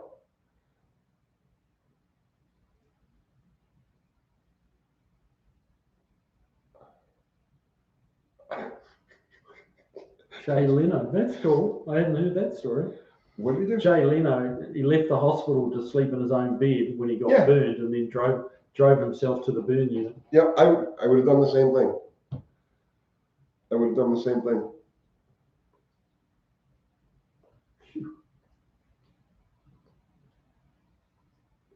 Kathy's trying to move the fridge on her own. Oh, we're talking about badass. She's doing the floor in the kitchen. Okay. Yeah. She did 3/4 of it. She did a nice job. Wow. And now she's at the point where she's got to do under the oven and under the fridge. So she's got to move that stuff out there. So she's home doing that while I'm sitting here playing on the internet. She probably just uses one arm to pick it up and move it. She's a badass when it comes to this stuff. She's pretty good.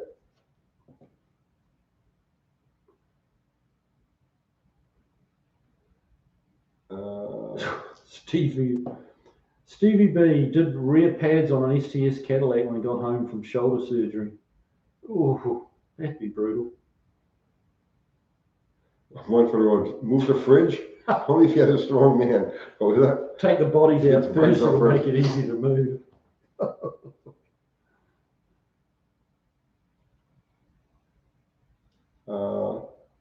Mexican Spec, if you watched the more recent Jay Leno garage videos, he puts his left hand in his pocket quite a bit, which is from his motorcycle accident. Yeah, that's one of the things. You're gonna hurt yourself. He's a badass himself. He ran himself over with a freaking Mustang. I do. It's true. What happened with that now? It hopped into gear. You were revving them all. Yeah. I hopped into gear and just slammed me into the back wall of the workshop. Yeah, Just took me out. Busted both of his knees. Yeah, he bent them completely backwards. And was still running. I had to actually get the thing shut down before I could get it off me. That wasn't gonna bitch. Yeah, that wasn't fun at all. And then not having, but a shock had set in, and I didn't realise what I'd actually done to my knees because I couldn't see it. Until you go to take a step. Well, I mean, I got the car turned off just by pulling the battery off. Yeah. And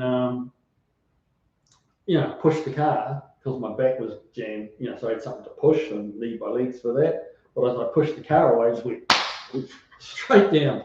There was literally no legs under me. Just the thing that was holding me upright was the car pushing me into the wall.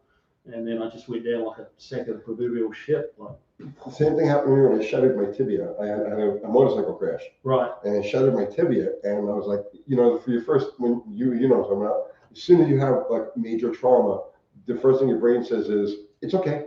Yeah. It's all right, tough it out, right? So I stood up, I go to stand up. When I tried to actually stand, I fell over because all the bones in my, and the thing is, I could feel them all clumped together. Not fun. Yeah, Tavo, you did right there. I was on my own when I did that to myself. Always best not to work alone. It was a Saturday morning, minding my own business, quiet little Saturday morning. And next thing I was in hospital for 2.5 weeks. So Fubar just put up a link to our merch, right? Our merch. So we have, our hats, our shirts. We have this one, I hate cars, okay? And we've got the new one, I love carbs. So if you're a carburetor guy, if you love carburetors, I love carbs, right? And also, if you like pizza, pasta, ramen, just bread, carbs in general, we've got the shirt for you. Is I heart carbs. So and that's all in our store. And Fubar, the amazing eternal Fubar, has put the link up there. So you guys, if you want to go buy our stuff, and thank you. And Jeff Hutchins, yeah, it was brutal. Let's see. And of course, you have to just go and sub to your KIWI. KIWI? Right, yeah. Yes. I work on classics. Yes. And couches. So KIWI's classics and couches. I know somebody, oh, look here. Zero just put a link up there. Oh, you have merch? Someday. Oh, someday merch. Eventually, KIWI will have merch at his channel. I'm trying to build up the suspense, get everyone excited about it. Well, you're a free content provider. He is a free content provider, an official free content provider. Wait till you get the plaque. The plaque? Yeah, the silver play button. Oh, the 100,000 subscribers. Yeah, I'm getting there. It changes a man. Oh, really? Yeah, absolutely. Yeah. It changes a man. More powerful, like you just ride a little higher in the seat. Yeah. We did a video not too long ago where I took that button and I went to the supermarket, showing it off. Look, I got this. Look, this is mine. Look, I got this. Oh, no, really? You should have seen the looks we were getting from people. Oh, bitch. What the hell? When you shoved the mozzarella into the Holly 4-barrel, that was great. What the heck is he talking about? I've got to show you the video. He doesn't watch my channel, so he's not familiar with the stuff. You've got a lot of videos. It's going to take me a lot of time to go back all that way and watch all your videos. You've got a ton of videos, man.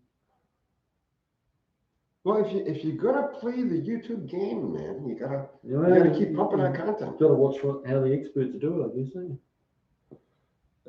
Let's see. Anyone else stuck a finger in skidoo clutch while running? Skidoo clutch. Oh. Ooh, no, that would be ouch.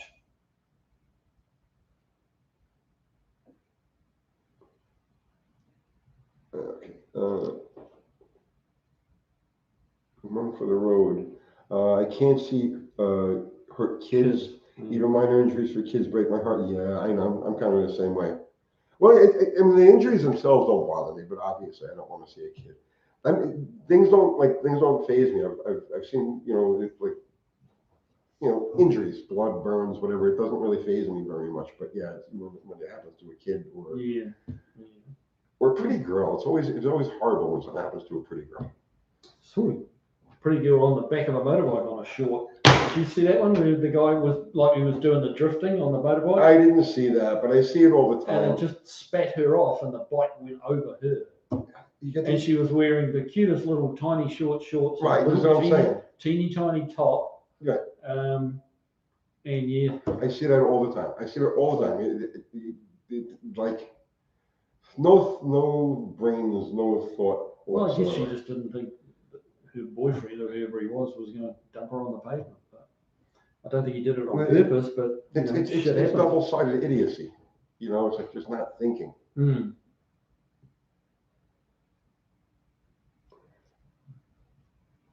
Data, yeah, I knew what you meant when you said skidoo, but yeah, that would not be pleasant at all. Charlotte, Tony, I told you people I know that know Big Daddy say he's a good guy, but a jerk, and you said pretty much. That breaks my heart. Well, you know, jerk is he's not a jerk. He's one of these guys that just has no time for nonsense, or he could be a little arrogant. But nobody's perfect. Nobody's perfect.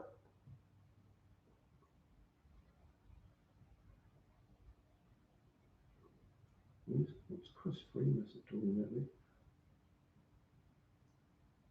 there? Yeah, skiing. There's been a few people hit trees. That's what happened to Michael Schumacher. He hit a tree or a rock or something. He's still alive, but only just.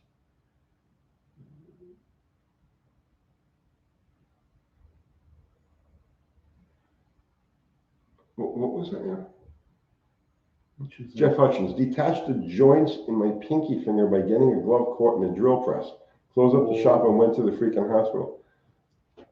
I got you beat.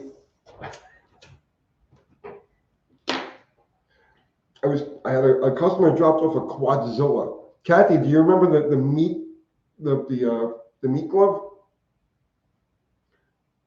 Yeah. The customer drops off a Quadzilla. You remember those things? Yeah. Okay. So he's telling me that it has a hesitation problem. So it's winter. It's like freaking cold outside, and I'm not going to screw around with this thing outside. So I bring it in the shop, and I have the main shop, and then there's a parts room in the back, and a doorway. It's just a regular doorway like that, right? So I'm fucking around with this thing. I started up, right, and I give it some throttle, wing, and it goes, and I go, wing, and it goes, and I go, wang, and it goes, wing, right? And next thing I know, I'm shooting across the shop, okay, to the back of the shop, and there's no time to brake or anything like that. And all I could do is just aim for the door. So I aimed for the door as fast as I could. And I got most of everything through except for this finger. Ouch. Yeah. So I ripped the tip off of this finger. There's no scar. It actually happened right exactly at the joint. Mm-hmm. Yeah.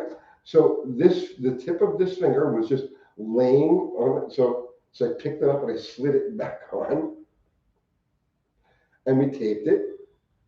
And Kathy, do you remember the meat glove?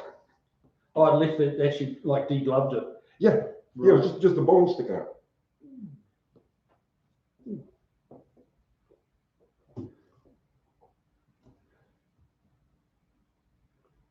Chris Freeman said, "Where's my mute button?" Too much for him. Oh. Hey, listen, if you seriously want to do this stuff, just expect to get hurt like that, man, because it just comes with the territory. Hey, Tavo's saying one of his dad's workmates caught a loose sleeve in a running lathe. You know how much torque they run. Oh, sure. A buddy of mine, back when I was in my 20s, he had a machine shop, just a little small machine shop of his own. And he had a thing for wearing baggy sweaters. And he kind of went radio silent for a day. Nobody could track him down. He was stuck to a lathe. He was stuck to the lathe. It caught his sweater and pulled him in, and basically just like didn't crush him, but it stopped him breathing. He couldn't breathe in, and where he was, he couldn't reach the off switch. Oh, yeah. What a way to go! Can you imagine that? Yeah, like you'd know you were going. Yeah, it was absolutely awful. Lathes, as you say, Tavo, ridiculous amount of torque. That was really sad. He was a good dude too, could make anything. I haven't had any real debilitating injuries yet. Well, don't stand in front of a Mustang. That's my advice. Well, that wasn't really debilitating. You Oh no, I'm up and about now. You went Yeah, around. yeah. No, some days it's like, yeah, damn, I wish I hadn't done that. But yeah, no, it's really not bad. Oh, Tabo, his guy was talking about lost his arm. Yeah. Yeah, well, James lost his life, so not to one up you at all. That's not what I was trying to do. But yeah, I mean, these things, you just 1 second it's all, everything's good, and right up until that split second when it's not. Charlotte Tony, was Eddie Hill as cool as? Where'd it go? Oh, was Eddie Hill as cool as he seemed? I didn't really know Eddie Hill. I knew Fuzzy Carter, who was his crew chief. I mean, I was in Eddie Hill's presence probably a dozen times over the years, but we didn't really, just two different things. But Fuzzy Carter, I did know, and we'd yap every once in a while. But yeah, they all seemed very cool people. Or he was cool. Kickendell, what's happening, brother, man? Thank you for the super chat. Yeah, thanks. Uncle Tony, blaming you for getting me addicted to motorcycles for the last 5 months. Greetings from Missouri. Oh, nice, man. But don't blame me when because if you haven't crashed in one yet, there's only two types of riders, bro. There's those who haven't crashed yet and those who have crashed. So don't blame me for that one.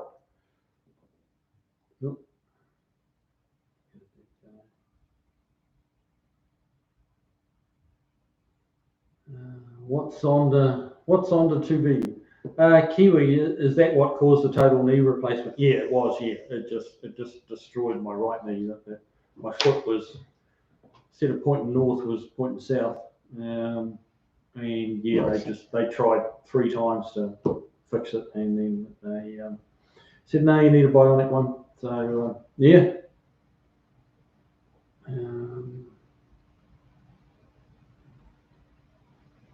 What do we got here?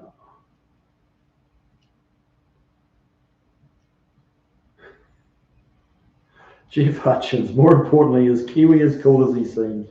Man. No. Ask Mrs. KIWI on a good day or bad day. Yeah, bad. Yeah, no, she doesn't. Ask Kathy. She doesn't. Kathy, is KIWI cool? Kathy's like the magic 8 ball, right? She's out there in the distance. Kathy, I know she's in the kitchen. She's working on the floor. Kathy, can you hear me? Is KIWI cool? 0. I actually have an artist depiction of KIWI's injured knee on a paper towel. Yeah, nice. Yeah, I think I know what he means. Yeah, that's kind of what it looked like. Yeah. 0. See if you could do one of his pizza and cocaine freakout days.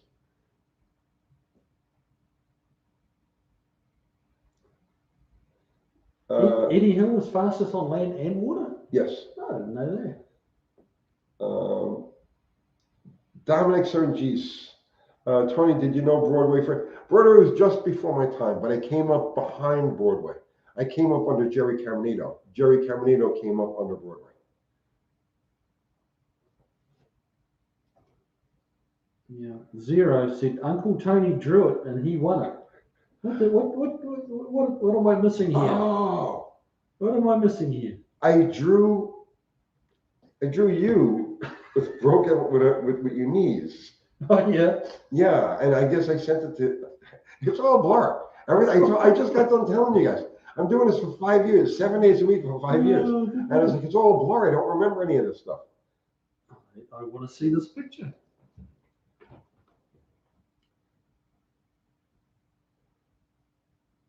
Richard Grote, the train wreck, 20 stitches in my face, 20 staples in my head. Nice. That would have been a lot of blood. Dude, chick sticks to cars. Don't stress it.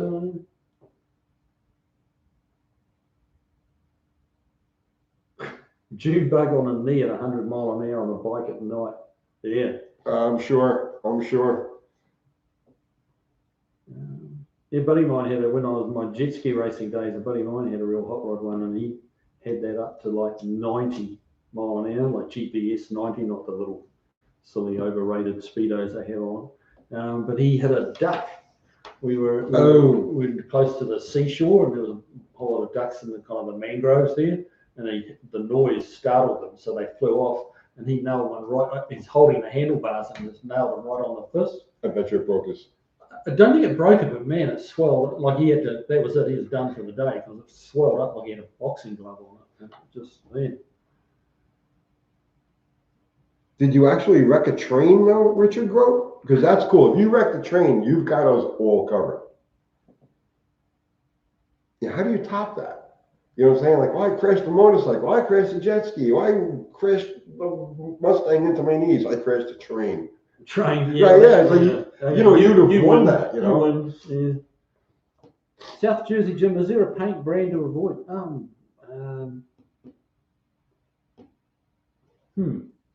I'll tell you this, you get what you pay for. You get what you pay for. So you might want to follow my videos for that advice. And if you see me use a paint, generally that's the one you don't want to buy. Generally speaking. Yeah. Kiwi's so cool that Tony needs to wear a shawl when he's near him. What the heck does that mean? Okay. Kathy says, of course you're cool. Oh, yes. Thank you, Kathy.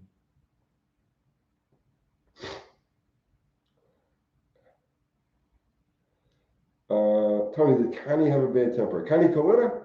Well, again, see, like by the time I came along, he was an old guy and he was successful, and he just really didn't have much to do with the cars. But yes, there's a bunch of stories which wouldn't be polite, wouldn't be proper to tell publicly.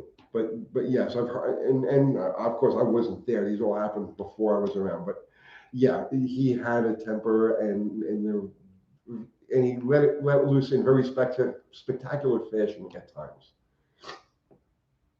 Frump, does crashing a tank count? Yeah, it does. I would say so, yeah. Yes, especially if you really damage the tank. You know what I'm saying? And I don't mean just the treads coming off. I mean, did you mangle the tank?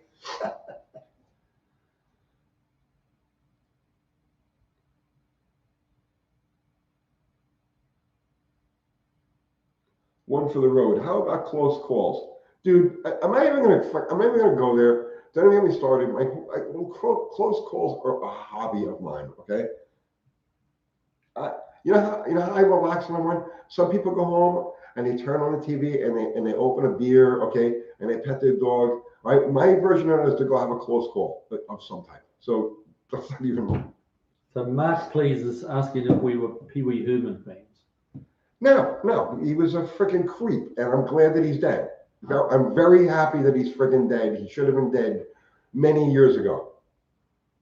Okay, I don't think I've got anything to add. He was a freaking pedophile. Oh, was he really? Yeah. Oh, okay. I understand the passion then. Yeah. I wasn't aware of that. Not something I saw a lot of. Yeah, like being New Zealand TV and stuff.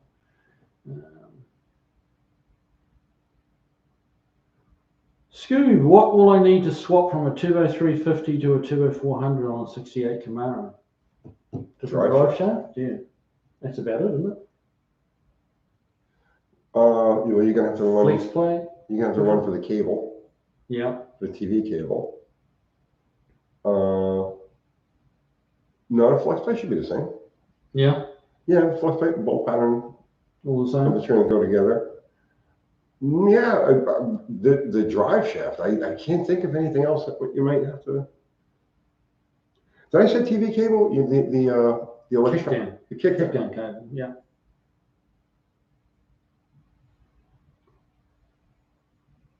Pee Wee or Gene show. Did you see, Tony? Did you see the Fomoco 6 with the Boss Cleveland cylinder head run? Yes, I didn't see it run, but that was a common sort of thing done back in the comp eliminator days. Chris Cadman, I had a hangnail last night. Nice. And here you are. Playing with the big boys. Hangnail, knee reconstruction, death. Pee Wee or Gene Snow? Gene Snow's another one. Gene Snow should have been dead a long freaking time ago. There are certain things I have like less than no tolerance for. Real life. Oh wow! 2 hours already. 2 hours. Well, Holy shit. 40 seconds shy of 2 hours. That's gone very fast.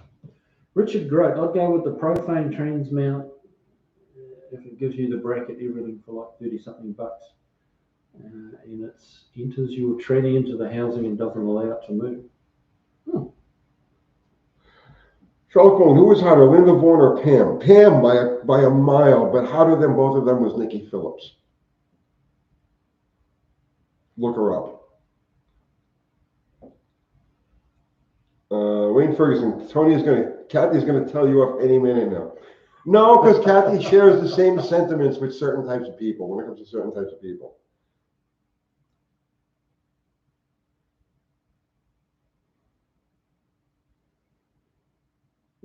Chris Freemason, there's a cut on the tip of his finger. Can he play too? No, you can't.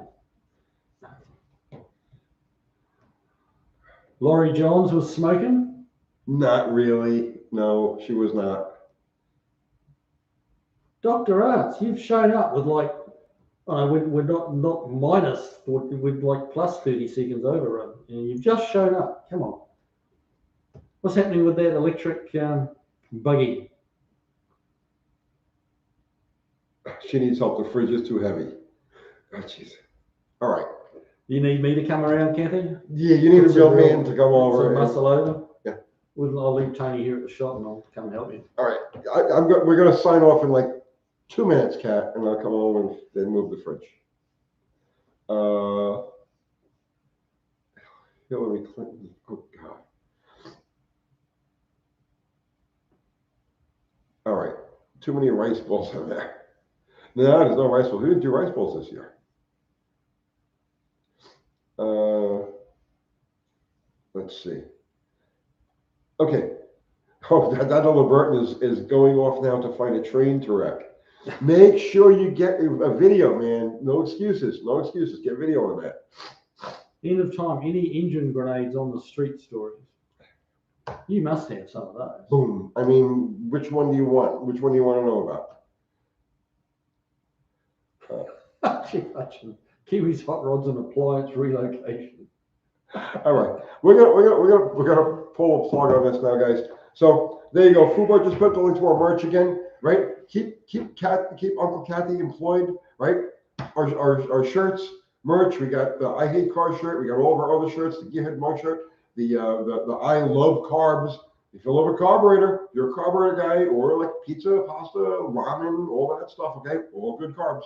We have the shirt for you in our store. So go over there and check it out. I don't have any of these, but someone was just asking about it. What is it? Tillamook? Kiwi's walking around with my childhood picture on his shirt. That's not gay at all.